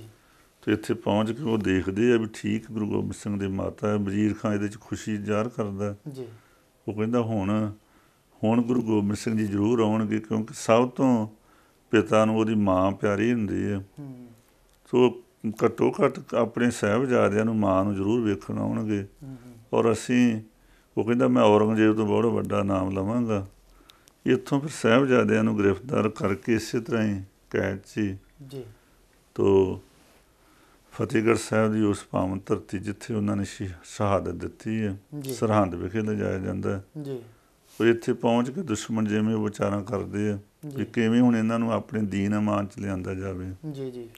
ਠੰਡੇ ਬੁਰਜ ਦੇ ਵਿੱਚ ਫਿਰ ਉੱਥੇ ਕੈਦ ਕੀਤਾ ਜਾਂਦਾ ਹੈ ਅਤੇ ਮਾਤਾ ਗੁਜਰੀ ਜੀ ਅਤੇ ਸਾਹਿਬਜ਼ਾਦਿਆਂ ਨੂੰ ਉੱਥੇ ਰੱਖਿਆ ਜਾਂਦਾ। ਉੱਥੇ ਵੀ ਠੰਡਾ ਬੁਰਜ ਜਿਹੜਾ ਆ ਉੱਥੇ ਇਹਨਾਂ ਦਿਨਾਂ ਦੇ ਵਿੱਚ ਜੇਕਰ ਗੱਲ ਕਰੀਏ ਜਿੰਨੀ ਠੰਡ ਹੁੰਦੀ ਆ, ਅਤੇ ਬੱਚੇ ਅਤੇ ਬਜ਼ੁਰਗ ਮਾਤਾ ਜੀ ਨੂੰ ਜਦੋਂ ਉੱਥੇ ਫਿਰ ਰੱਖਿਆ ਜਾਂਦਾ ਅਤੇ ਉਹ ਕਿਵੇਂ ਉੱਥੇ ਰਾਤ ਗੁਜ਼ਾਰਦੇ ਆ ਬਿਨਾਂ ਕੱਪੜੇ ਤੋਂ ਜਾਂ ਬਿਨਾਂ ਕਿਸ ਤਰ੍ਹਾਂ? ਤੋ ਇੱਥੋਂ ਚੱਲ ਕੇ ਹੁਣ ਇਹ ਤਰਤੀਬ ਜਿਹੜੀ ਸੋਚ ਰਹੇ ਵੀ ਕਿਵੇਂ ਉਹਨਾਂ ਸਾਹਿਬਜ਼ਾਦਿਆਂ ਨੂੰ ਆਪਣਾ ਜਿਹੜਾ ਗੱਲ ਮਨਾਈ ਜਾਵੇ ਜਾਂ ਆਪਣੇ ਧਰਮ 'ਚ ਲਿਆਂਦਾ ਜਾਵੇ, ਅਤੇ ਜਾਂ ਉਹ ਡੋਲ ਜਾਣਗੇ। ਜੇ ਉਹਨਾਂ ਦੇ ਪੁੱਤਰ ਡੋਲ ਗਏ ਤਾਂ ਗੁਰੂ ਗੋਬਿੰਦ ਸਿੰਘ ਜੀ ਕਿਵੇਂ ਉਹ ਨਿਸ਼ਚਾ ਰੱਖ ਸਕਣਗੇ? ਤਾਂ ਉਹਦੇ ਲਈ ਉਹਨਾਂ ਨੇ ਉਹ ਥਾਂ ਜਿਹੜੀ ਠੰਡਾ ਬੁਰਜ ਜਿਹੜਾ ਹੈ, ਅੱਜ ਵੀ ਉਹ ਇਤਿਹਾਸਕ ਥਾਂ ਬਣਿਆ, ਭਾਵੇਂ ਕਿ ਉਹਨੂੰ ਨਵਾਂ ਰੂਪ ਦੇ ਦਿੱਤਾ ਗਿਆ। ਤੋ ਠੰਡੇ ਬੁਰਜ ਦਾ ਭਾਵ ਇਹ ਸੀ ਕਿ ਉਹਦੇ ਵਿੱਚ ਬੂਹਾ ਨਹੀਂ ਸੀ ਕੋਈ ਰੱਖਿਆ ਗਿਆ, ਸਿਰਫ ਜਿਵੇਂ ਜਾਲੀਆਂ ਹੁੰਦੀਆਂ, ਸੀਖਾਂ ਹੁੰਦੀਆਂ, ਹਵਾ ਉਹਦੇ ਆਰ ਪਰ ਲੰਘਦੀ ਹੈ। ਉਹਦੇ ਥੱਲਿਓਂ ਦੀ ਇੱਕ ਕਹਿੰਦੇ ਕਿ ਨਦੀ ਵਗਦੀ ਸੀ ਉਹ, ਔਰ ਗਰਮੀ ਵਿੱਚ ਵੀ ਉਹ ਠੰਡਾ ਹੁੰਦਾ ਸੀ ਆਮ ਤੌਰ 'ਤੇ। ਇੰਨਾ ਪੋਹ ਦੇ ਦਿਨਾਂ ਵਿੱਚ, ਕਿਉਂਕਿ ਅੱਜ ਦੇ ਵਾਂਗ ਅੱਜ ਥੋੜ੍ਹੀ ਉਹ ਸਮੇਂ ਠੰਡ ਦੇ ਨਹੀਂ ਰਹੇ, ਤਾਂ ਉਸ ਸਮੇਂ ਠੰਡ ਵੀ ਆਉਂਦੀ ਹੈ, ਕੋਰਾ ਪੈ ਰਿਹਾ, ਮੀਂਹ ਪੈ ਰਿਹਾ। ਅਤੇ ਉਸ ਠੰਡੇ ਬੁਰਜ ਵਿੱਚ 3 ਰਾਤਾਂ ਸਾਹਿਬਜ਼ਾਦਿਆਂ ਨੇ ਗੁਜ਼ਾਰੀਆਂ, ਜਿੱਥੇ ਕੋਈ ਖਾਣ ਨੂੰ ਨਹੀਂ ਹੈ, ਕੋਈ ਗਰਮ ਕੱਪੜਾ ਨਹੀਂ ਹੈ। ਅਤੇ ਮਾਂ ਉਹਨਾਂ ਲਾਲਾਂ ਨੂੰ ਆਪਣੀ ਗੋਦੀ 'ਚ ਸੀਸ ਲੈ ਕੇ ਅਤੇ ਉਹਨਾਂ ਨੂੰ ਉਸ ਇਤਿਹਾਸਕ, ਉਸ ਪਰਮਾਤਮਾ ਦੀਆਂ ਜਿਹੜੀ ਵਾਰਤਾ ਹੈ, ਬਾਣੀ ਦੀਆਂ ਗੱਲਾਂ, ਔਰ ਉਹਨਾਂ ਦੇ ਦਾਦੇ ਦੀ ਉਹ ਸ਼ਹਾਦਤ ਦੀਆਂ ਜਿਹੜੀਆਂ ਲੋਰੀਆਂ ਦੇ ਕੇ ਦ੍ਰਿੜ ਕਰਦੇ ਰਹੇ। ਇਸ ਕਸ਼ਟ ਦੇ ਸਮੇਂ ਵਿੱਚ ਵੀ ਮੇਰੇ ਲਾਲੋ ਹੁਣ ਸਮਾਂ ਆ ਗਿਆ, ਤਾਂ ਅਸੀਂ ਇਹਨਾਂ ਕਸ਼ਟਾਂ 'ਚੋਂ ਲੰਘ ਕੇ ਉਸ ਦਾਦੇ ਦੀ ਜਿਹੜੀ ਦਸਤਾਰ ਨੂੰ ਦਾਗ ਨਹੀਂ ਲੱਗਣ ਦੇਣਾ, ਔਰ ਚੜ੍ਹਦੀ ਕਲਾ ਨਾਲ ਅਸੀਂ ਧਰਮ ਤੋਂ ਕੁਰਬਾਨ ਹੋਣਾ। ਸਿੰਘ ਸਾਹਿਬ ਜੀ, ਜ਼ਿਕਰ ਆਉਂਦਾ ਇਤਿਹਾਸ ਦੇ ਵਿੱਚ ਕਿ ਠੰਡੇ ਬੁਰਜ ਦੇ ਵਿੱਚ ਜਦੋਂ ਸਾਹਿਬਜ਼ਾਦੇ ਤੇ ਮਾਤਾ ਜੀ ਨੂੰ ਉੱਥੇ ਕੈਦ ਰੱਖਿਆ ਜਾਂਦਾ ਹੈ ਤਾਂ ਉੱਥੇ ਦੁੱਧ ਛਕਾਉਣ ਦੀ ਸੇਵਾ ਜਿਹੜੀ ਆ ਮੋਤੀ ਰਾਮ ਮਹਿਰਾ ਦੇ ਵੱਲੋਂ ਕੀਤੀ ਜਾਂਦੀ ਹੈ, ਤਾਂ ਕਿਵੇਂ ਪਹੁੰਚਦਾ ਆ ਸਿਪਾਹੀਆਂ ਨੂੰ ਲਾਲਚ ਦੇ ਕੇ ਉੱਥੋਂ ਤੱਕ? ਮੋਤੀ ਰਾਮ ਮਹਿਰਾ ਇੱਕ ਇਤਿਹਾਸ ਪੱਖ ਇਹ ਵੀ ਆਂਦੇ ਕਿ ਉਹਨਾਂ ਫੌਜਾਂ ਦਾ ਉਹ ਲੰਗਰ ਵੀ ਪਕਾਉਂਦਾ, ਜਿਹੜੀਆਂ ਸਰਕਾਰੀ ਫੌਜਾਂ ਹਨ ਜੀ ਜੀ, ਤਾਂ ਉਹਦਾ ਆਵਾਜਾਈ ਸੀ ਉਹਦੇ ਵਿੱਚ ਜੀ। ਪਰ ਫਿਰ ਵੀ ਉੱਥੇ ਤੱਕ ਜਾਣ ਲਈ ਕੁਝ ਸਿਪਾਹੀਆਂ ਨੂੰ ਲਾਲਚ ਵਸ ਦੇ ਕੇ ਕੁਝ ਆਪਣਾ ਜਿੰਨੀ ਕੁ ਸਮਰੱਥਾ ਸੀ ਜੀ, ਤਾਂ ਉਹਨੂੰ ਪਤਾ ਲੱਗਦਾ ਵੀ ਇਹ ਮਾਂ ਨੂੰ ਅੱਜ ਤੱਕ ਇਹ ਤਾਂ ਜਦੋਂ ਦਿੱਦਣ ਦੇ ਆਏ ਕੋਈ ਖਾਣ ਨੂੰ ਨਹੀਂ, ਕੋਈ ਪੀਣ ਨੂੰ ਨਹੀਂ, ਚੰਗਾ ਬਸਤਰ ਪਹਿਨਣ ਨੂੰ ਨਹੀਂ, ਤਾਂ ਉਹ ਫਿਰ ਜਿੰਨੀ ਕੁ ਉਹਦੇ 'ਚ ਗਰੀਬ ਦੀ ਸਮਰੱਥਾ ਸੀ ਮੋਤੀ ਰਾਮ ਦੇ ਜੀ, ਤੇ ਦੁੱਧ ਗਰਮ ਕਰਕੇ ਇਤਿਹਾਸ ਕਹਿੰਦਾ ਕਿ ਦੂਜੀ ਰਾਤ ਹੋ ਜਾਂਦਾ ਹੈ, ਪਹਿਲੀ ਰਾਤ ਸਾਹਿਬਜ਼ਾਦੇ ਉਵੇਂ ਰਹਿੰਦੇ ਆ ਜੀ, ਤੇ ਜਦੋਂ ਹੌਲੀ ਹੌਲੀ ਉਹ ਬਿਲਕੁਲ ਪੈਰ ਦੱਬਿਆ ਉੱਥੇ ਪਹੁੰਚਦਾ ਤੇ ਮਾਂ ਇਹ ਇੱਕਦਮ ਮਾਤਾ ਜੀ ਚੁਕੰਨੇ ਹੁੰਦੇ ਵੀ ਕੌਣ ਹੈ? ਉਹ ਕਹਿੰਦੇ ਮਾਂ ਤੂੰ ਫਿਕਰ ਨਾ ਕਰ, ਮੈਂ ਤੁਹਾਡਾ ਸੇਵਕ ਹਾਂ ਤੇ ਮੈਨੂੰ ਪਤਾ ਲੱਗਾ ਕਿ ਸਾਹਿਬਜ਼ਾਦੇ ਭੁੱਖੇ ਆ ਤੇ ਮੈਂ ਇਹਨਾਂ ਦੀ ਦੁੱਧ ਲੈ ਕੇ ਆਇਆ। ਔਰ ਮਾਂ ਨੇ ਫਿਰ ਸੀਸ ਦਿੱਤੀ ਵੀ ਮੋਤੀ ਰਾਮਾ ਤੇਰੀ ਇਹ ਸੇਵਾ ਪ੍ਰਵਾਨ ਆ। ਔਰ ਉਸ ਕਸ਼ਟ ਵਿੱਚ ਵੀ ਉਹ ਸਾਹਿਬਜ਼ਾਦਿਆਂ ਨੂੰ ਮਾਤਾ ਨੂੰ ਦੁੱਧ ਪਿਆਉਂਦਾ ਰਿਹਾ। ਜੀ ਜੀ। ਵਜ਼ੀਰ ਖਾਨ ਦੇ ਦਰਬਾਰ ਦੇ ਵਿੱਚ ਜਦੋਂ ਸਾਹਿਬਜ਼ਾਦਿਆਂ ਦੀ ਪੇਸ਼ੀ ਹੁੰਦੀ ਹੈ, ਜਿਵੇਂ ਤੁਸੀਂ ਪਹਿਲਾਂ ਜ਼ਿਕਰ ਕੀਤਾ ਕਿ ਮਾਤਾ ਜੀ ਉਹਨਾਂ ਨੂੰ ਸਿੱਖਿਆਵਾਂ ਜਿਹੜੀਆਂ ਆ ਉਹ ਦਿੰਦੇ ਆ, ਜਦੋਂ ਪੇਸ਼ੀ ਹੁੰਦੀ ਹੈ ਤਾਂ ਕੀ ਕੁਝ ਸਾਹਿਬਜ਼ਾਦਿਆਂ ਦੇ ਕੋਲੋਂ ਪੁੱਛਿਆ ਜਾਂਦਾ, ਕਿਵੇਂ ਉਹਨਾਂ ਨੂੰ ਧਰਮ ਤਬਦੀਲ ਵਾਸਤੇ ਜਾਂ ਹੋਰ ਕਿਹੜੇ ਢੰਗ ਤਰੀਕੇ ਵਰਤੇ ਜਾਂਦੇ ਆ ਉਸ ਸਮੇਂ ਦੇ ਹਾਕਮ ਦੇ ਵੱਲੋਂ ਕਿ ਤੁਸੀਂ ਆਪਣਾ ਧਰਮ ਛੱਡ ਕੇ ਜਿਹੜਾ ਆ ਉਹ ਸਾਡੇ ਧਰਮ 'ਚ ਆ ਜਾਓ? ਤਾਂ ਇਸ ਤਰ੍ਹਾਂ ਉੱਥੋਂ ਸਾਹਿਬਜ਼ਾਦੇ ਜਦੋਂ ਇੱਥੇ ਤਕਰੀਬਨ ਇੱਧਰ 8 ਪੋਹ ਨੂੰ ਚਮਕੌਰ ਦੀ ਜੰਗ ਹੁੰਦੀ ਆ ਔਰ 8 ਨੂੰ ਉੱਥੇ ਪਹੁੰਚਦੇ ਆ ਔਰ ਇਸ ਤਰ੍ਹਾਂ 13 ਪੋਹ ਤੱਕ ਜਿਹੜਾ ਇਹ ਸਮਾਂ ਜਿਹੜਾ ਨਿਕਲਦਾ 9 ਤੋਂ ਜਾ ਕੇ 13 ਪੋਹ ਤੱਕ ਸਮਾਂ ਚੱਲਦਾ ਔਰ ਉਹਦੇ ਲਈ ਫਿਰ ਇੱਕ ਕਚਹਿਰੀ ਲਾਈ ਜਾਂਦੀ, ਵਜ਼ੀਰ ਖਾਂ ਉੱਥੇ ਬੈਠਦਾ ਹੈ, ਉਹਦੇ ਬੜੇ ਅਹਿਲਕਾਰ ਜਿਹੜੇ 22-23 ਜਿਹੜੇ ਬੜੇ ਮੇਨ ਆਦਮੀ ਜਿਹੜੇ ਉਹਨਾਂ ਦੇ ਜਿਹੜੇ ਅਹਿਲਕਾਰ ਆ ਜਾਂ ਸੂਬੇਦਾਰ ਉੱਥੇ ਬੈਠਦੇ ਆ ਔਰ ਉਹਦੇ ਲਈ ਉੱਥੇ ਸੁੱਚਾ ਆਨੰਦ ਦੀਵਾਨ ਜਿਹੜਾ ਉਹਦਾ ਜਿਹਨੂੰ ਝੂਠਾ ਆਨੰਦ ਪੰਥ ਨੇ ਆਖਿਆ ਉਹ ਵੀ ਬੈਠਦਾ, ਉਹਦੇ ਵਿੱਚ ਸ਼ੇਰ ਮੁਹੰਮਦ ਖਾਂ ਮਲੇਰਕੋਟਲੀਆ ਵੀ ਬੈਠਦਾ ਤੇ ਉਹਦੇ ਲਈ ਫਿਰ ਵਜ਼ੀਰ ਖਾਂ ਨੇ ਕਿਹਾ ਕਿ ਅੱਜ ਕਚਹਿਰੀ ਲਾਈ ਜਾਂਦੀ ਹੈ ਔਰ ਅਸੀਂ ਯਤਨ ਕਰਾਂਗੇ ਗੁਰੂ ਗੋਬਿੰਦ ਸਿੰਘ ਦੇ ਸਾਹਿਬਜ਼ਾਦਿਆਂ ਨੂੰ ਆਪਣੇ ਧਰਮ ਮਾਨ 'ਚ ਲਿਆਂਦਾ ਜਾਏ ਜਾਂ ਕੋਈ ਲਾਲਚ ਦੇ ਕੇ ਉਹਨਾਂ ਨੂੰ ਨਰਮ ਕਰ ਲਿਆ ਜਾਏ ਔਰ ਅਸੀਂ ਸਮਝਾਂਗੇ ਵੀ ਅਸੀਂ ਇਹ ਗੱਲ ਮਨਾ ਲਈ, ਇਹਦੇ ਨਾਲ ਔਰੰਗਜ਼ੇਬ ਖੁਸ਼ ਹੋ ਜਾਏਗਾ। ਤਾਂ ਸਾਹਿਬਜ਼ਾਦਿਆਂ ਨੂੰ ਸਿਪਾਹੀ ਪਹੁੰਚਦੇ ਆ ਜਦੋਂ ਮਾਤਾ ਜੀ ਕੋਲ, ਕਿਉਂਕਿ ਤਿਆਰੀ ਕੀਤੀ ਹੋਈ ਹੈ, ਮਾਂ ਨੂੰ ਪਤਾ ਹੈ, ਤੇ ਬਰਛੇ ਲੈ ਕੇ ਆਪਣੇ ਹਥਿਆਰ ਲੈ ਕੇ ਜਾ ਕੇ ਕਹਿੰਦੇ ਮਾਂ ਵੀ ਸਾਹਿਬਜ਼ਾਦਿਆਂ ਨੂੰ ਕਚਹਿਰੀਆਂ 'ਚ ਬੁਲਾਇਆ ਗਿਆ ਔਰ ਮਾਂ ਉਹਨਾਂ ਨੂੰ ਪੁੱਛਦੀ ਆ ਵੀ ਸਿਪਾਹੀਓ ਮੇਰੇ ਪੁੱਤਰਾਂ ਦਾ ਵੀ ਇਹਨਾਂ ਲਾਲਾਂ ਦਾ ਕੀ ਦੋਸ਼ ਹੈ ਜਿਹਦੇ ਕਰਕੇ ਕਚਹਿਰੀ 'ਚ ਬੁਲਾਇਆ ਜਾ ਰਿਹਾ? ਉਹ ਕਹਿੰਦੇ ਮਾਂ ਇਹ ਦੋਸ਼ ਦਾ ਤੇ ਸਰਕਾਰ ਨੂੰ ਪਤਾ, ਅਸੀਂ ਵੀ ਹੈਗੇ ਅਹਿਲਕਾਰ ਹਾਂ ਔਰ ਉਹਨਾਂ ਛੋਟੇ ਸਾਹਿਬਜ਼ਾਦੇ ਨੂੰ ਲੈ ਕੇ ਕਚਹਿਰੀ 'ਚ ਪਹੁੰਚਦੇ ਆ ਔਰ ਉਹ ਸਾਹਿਬਜ਼ਾਦੇ ਉਸ ਕਚਹਿਰੀ 'ਚ ਪਹੁੰਚ ਕੇ ਜਦੋਂ ਸਭਾ ਲੱਗੀ ਹੈ ਔਰ ਨਿੱਡਰ ਯੋਧੇ ਸੋ ਗੁਰੂ ਗੋਬਿੰਦ ਸਿੰਘ ਦੇ ਲਖਤੇ ਜਦਰ ਔਰ ਉਹਨਾਂ ਨੇ ਉੱਚੀ ਸਾਰੀ ਫਤਿਹ ਬੁਲਾਉਂਦੇ ਆ, ਵਾਹਿਗੁਰੂ ਜੀ ਕਾ ਖਾਲਸਾ ਵਾਹਿਗੁਰੂ ਜੀ ਕੀ ਫਤਿਹ, ਔਰ ਇੱਕਦਮ ਘਬਰਾਹਟ 'ਚ ਆ ਜਾਂਦੀ ਕਚਹਿਰੀ ਸਾਰੀ ਵੀ ਹੈ 7-9 ਸਾਲ ਦੇ ਇੰਨੀ ਉੱਚੀ ਜਗ੍ਹਾ ਉਹਨਾਂ ਨੇ ਉੱਚੇ ਸੁਰ ਵਿੱਚ ਫਤਿਹ ਬੁਲਾਈ ਤਾਂ ਉਹਨਾਂ ਦੇ ਮਨ ਦੀ ਜਿਹੜਾ ਭਰਮ ਸੀ ਥੋੜ੍ਹਾ ਮਿਟ ਗਿਆ ਉਦੋਂ ਹੀ।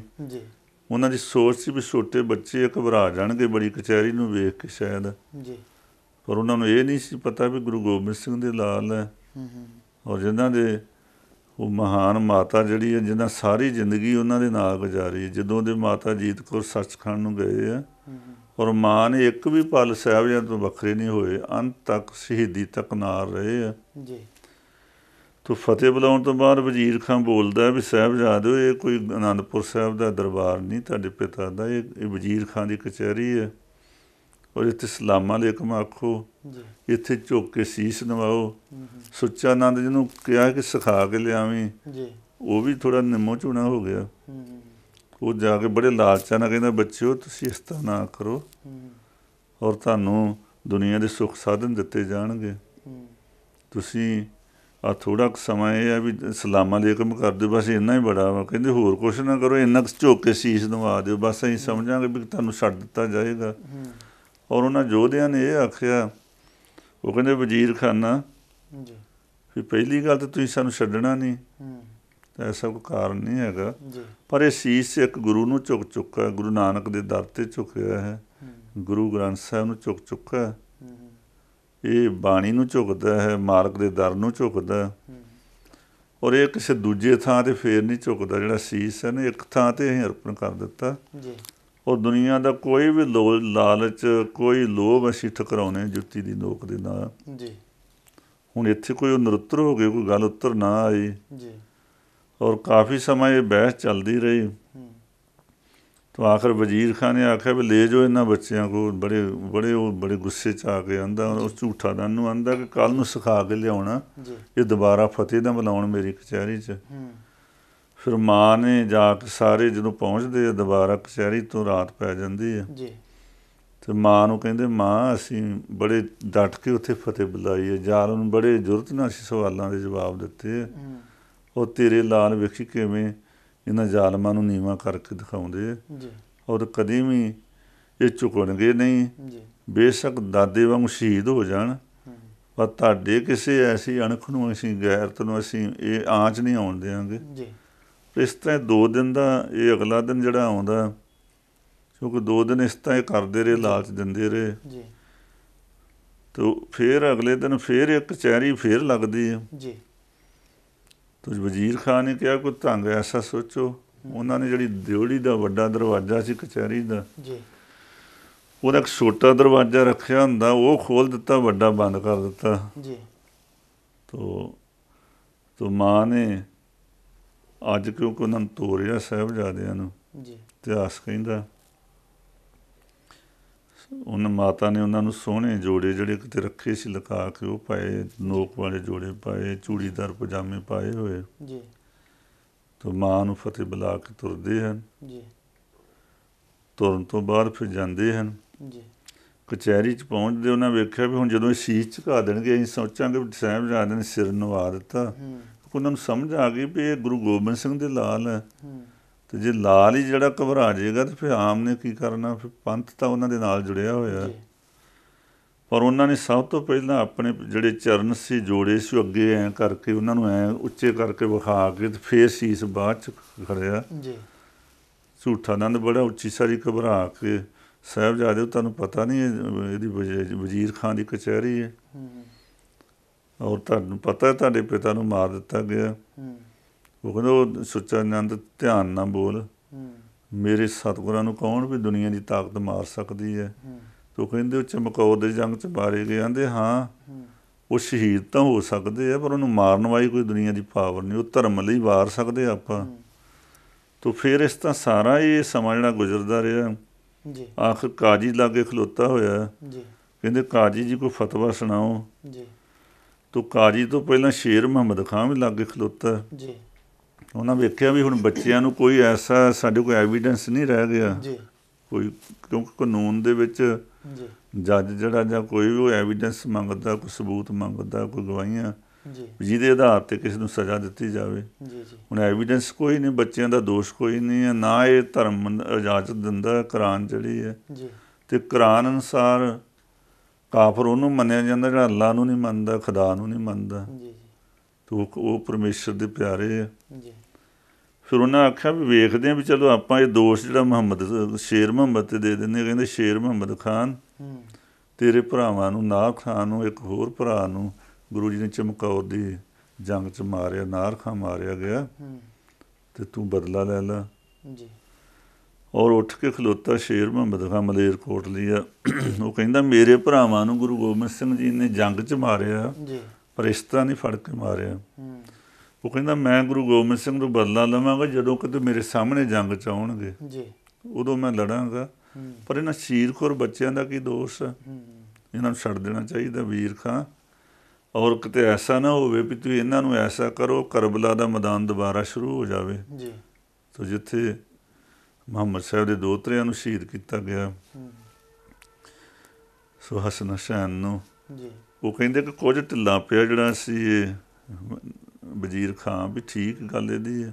ਜੀ ਉਹ ਕਚਹਿਰੀ 'ਚ ਉਹ ਸੱਚ ਬੋਲਿਆ ਉਸਨੇ, ਹੂੰ ਪਰ ਸੁੱਚਾ ਨੰਦ ਕੋਲ ਖਲੋਤਾ। ਜੀ ਉਹ ਕਹਿੰਦਾ ਵਜ਼ੀਰ ਖਾਂ ਵੀ ਇਸ ਤਰ੍ਹਾਂ ਨਹੀਂ ਹੋ ਸਕਦਾ, ਹੂੰ ਸੂਲਾਂ ਦੇ ਮੂੰਹ ਤਿੱਖੇ ਹੁੰਦੇ ਆ। ਜੀ ਉਹ ਕਹਿੰਦਾ ਇਹ ਕਿੱਥੇ ਲਿਖਿਆ ਕਿ ਬਘਿਆੜ ਨੂੰ ਛੱਡ ਕੇ ਭੇੜੀਏ ਨੂੰ ਪਾਲ ਲਿਆ, ਉਹਦੇ ਬੱਚਿਆਂ ਨੂੰ ਪਾਲ ਲਿਆ। ਜੇ ਭੇੜੀਏ ਨੂੰ ਤਾਂ ਮਾਰ ਦਿਓ ਪਰ ਉਹਦੇ ਬੱਚਿਆਂ ਨੂੰ ਪਾਲਿਆ ਜਾਵੇ, ਇਹ ਇੱਕ ਅਸੂਲ ਨਹੀਂ ਹੈਗਾ। ਹੂੰ ਔਰ ਕਹਿੰਦੇ ਕਿ ਉਹਨੇ ਫੇਰ ਇਹ ਚੁੱਕਿਆ ਇਸ ਗੱਲ ਦੇ ਨਾਲ, ਜੀ ਔਰ ਇਹਦੇ ਕਾਰਨ ਵਜ਼ੀਰ ਖਾਨ ਫੇਰ ਤਮਕ 'ਚ ਆਇਆ।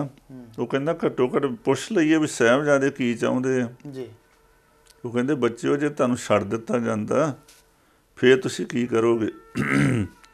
ਉਹ ਕਹਿੰਦੇ ਪਹਿਲੀ ਗੱਲ ਤਾਂ ਤੁਸੀਂ ਛੱਡਣ ਲਈ ਰਾਜੀ ਨਹੀਂ ਸਾਨੂੰ, ਜੀ ਪਰ ਜੇ ਛੱਡੋਗੇ ਤਾਂ ਅਸੀਂ ਜੰਗਲਾਂ 'ਚ ਜਾਵਾਂਗੇ, ਜਿੱਥੇ ਸਾਡੇ ਸਿੰਘ ਉੱਥੋਂ ਇੱਧਰ ਉੱਧਰ ਵਿਖਰੇ ਇਕੱਠੇ ਕਰਾਂਗੇ, ਜੀ ਔਰ ਉਹਨਾਂ ਦਾ ਇੱਕ ਜਥਾ ਬਣਾਵਾਂਗੇ, ਹਥਿਆਰ ਇਕੱਠੇ ਕਰਾਂਗੇ ਔਰ ਤੁਹਾਡੇ ਨਾਲ ਫੇਰ ਲੜਾਈ ਲੜਾਂਗੇ। ਜੀ ਉਹ ਕਹਿੰਦੇ ਮੰਨ ਲਈਏ ਵੀ ਤੁਸੀਂ ਇਹ ਲੜਾਈ ਹਾਰ ਜਾਂਦੇ, ਕਹਿੰਦੇ ਦੁਬਾਰਾ ਫੇਰ ਜੰਗ ਕਰਾਂਗੇ। ਜੀ ਤੇ ਕਹਿੰਦੇ ਜੇ ਜੰਗ 'ਚ ਮਾਰੇ ਜਾਓਗੇ, ਕਹਿੰਦੇ ਆਖਰ ਉਹਨਾਂ ਸਮਾਂ ਲੜਦੇ ਰਹਾਂਗੇ ਜਦੋਂ ਤੱਕ ਵਜ਼ੀਰ ਖਾਂ ਸੁੱਚਾ ਨਾ ਤੇਰਾ ਸਿਰ ਨਹੀਂ ਲਾ ਲੈਂਦੇ ਅਸੀਂ, ਉਦੋਂ ਤੱਕ ਲੜਾਈ ਜਾਰੀ ਰਹੇਗੀ। ਜੀ ਤੋ ਕਹਿੰਦੇ ਆਖਰ ਫਿਰ ਇਹ ਗੱਲਾਂ ਸੁਣਨ ਤੋਂ ਬਾਅਦ ਝੂਠਾ ਆਨੰਦ ਕਹਿੰਦਾ ਕਿ ਵੇਖੋ ਇਹ ਬਾਗੀ ਹੈ, ਜੀ ਬਾਗੀ ਪਿਤਾ ਦੇ ਪੁੱਤਰ ਵੀ ਬਾਗੀ ਹੈ। ਹੂੰ ਉਹ ਨੀਹਾਂ 'ਚ ਚਿਣਦਾ ਇਹਨਾਂ ਨੂੰ ਹੁਕਮ ਦੇ ਦਿੱਤਾ ਜਾਂਦਾ। ਜੀ ਇਹ ਫਤਵਾ ਲਾ ਦਿੱਤਾ ਉਹਨੇ।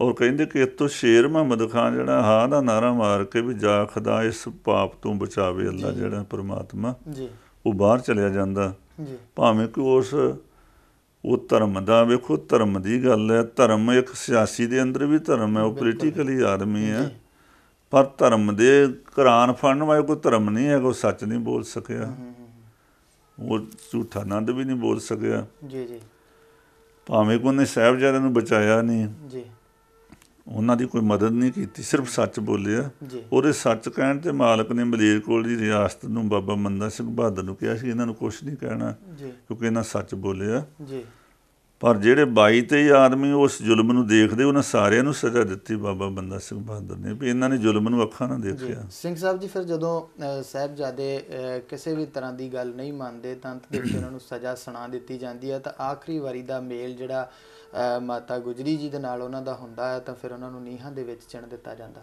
ਤੋ ਇਤਿਹਾਸ ਕੁਝ ਕਹਿੰਦਾ ਕਿ ਸਾਹਿਬਜ਼ਾਦਿਆਂ ਨੂੰ ਜਦੋਂ ਨੀਹਾਂ 'ਚ ਚਿਣਿਆ ਜਾ ਰਿਹਾ, ਜੀ ਕਹਿੰਦੇ ਕਿ ਕੰਧ ਜਦੋਂ ਛਾਤੀ ਤੱਕ ਆਉਂਦੀ ਤੇ ਕੰਧ ਡਿੱਗ ਪੈਂਦੀ, ਪਾਟ ਜਾਂਦੀ ਹੈ। ਕਹਿੰਦੇ ਨੀਹਾਂ ਵੀ ਉੱਥੇ ਕਰਲਾ ਉੱਠੀਆਂ ਉਹਨੂੰ ਵੇਖ ਕੇ। ਜੀ ਸ਼ਾਇਦ ਉਹ ਜ਼ਾਲਮਾਂ ਦੇ ਹਿਰਦੇ ਇੰਨੇ ਕੁ ਪੱਥਰ ਦਿਲ ਸੀ। ਜੀ ਤੋ ਕਹਿੰਦੇ ਕਿ ਉਹਨਾਂ ਨੂੰ ਦੁਬਾਰਾ ਹੋਸ਼ 'ਚ ਲਿਆਂਦਾ ਗਿਆ ਔਰ ਮਾਤਾ ਕੋਲ ਭੇਜ ਦਿੱਤਾ ਗਿਆ, ਜੀ ਨੀਹਾਂ ਚਿਣ ਦਿੱਤੀਆਂ ਗਈਆਂ। ਜੀ ਫਿਰ ਮਾਂ ਦੇ ਕੋਲ ਜਦੋਂ ਫਿਰ ਗਏ ਆ, ਕਿਉਂਕਿ ਇਤਿਹਾਸ 'ਚ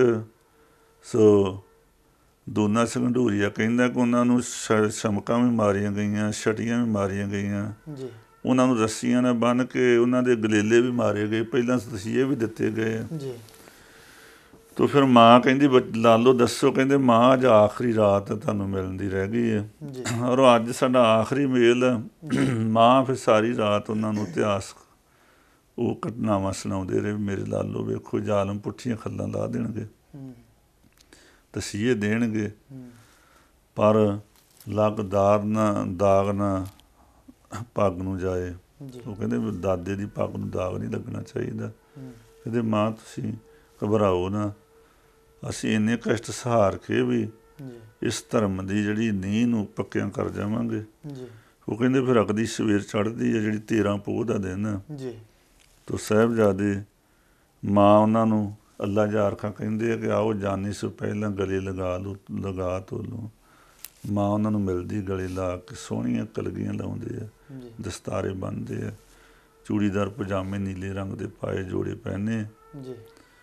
आओ जाने से पहले गले लगा तो लूँ, आओ केसों को कंघा करो मुँह तला तो लूँ, सो आओ नन्हे से सिरों ते कलगी सजा तो लूँ, आओ मरने से पहले तो मैं दूल्हा बना तो लूँ। अल्लाह जारखां ये गल लिखदा ते माँ उन्होंने मिल के ਸਾਹਿਬਜ਼ਾਦੇ ਤੁਰਦੇ, ਬਾਬਾ ਫਤਿਹ ਸਿੰਘ ਜੀ ਥੋੜ੍ਹੀ ਦੂਰ ਜਾ ਕੇ ਪਿੱਛੇ ਨੂੰ ਵੇਖਦੇ, ਮਾਂ ਪਿੱਠ ਦੇਖਦੀ ਹੈ, ਤੂੰ ਮੁੜ ਕੇ ਥੋੜ੍ਹੇ ਕੁ ਵੇਖਦੇ ਤੇ ਮਾਂ ਪੁੱਛਦੀ ਮੇਰੇ ਲਾਲ ਵੀ ਡਰ ਗਏ ਜੇ? ਕਹਿੰਦੇ ਨਹੀਂ ਮਾਂ ਮੈਂ ਕੁਝ ਸਵਾਲ ਕਰਨਾ ਚਾਹੁੰਦਾ।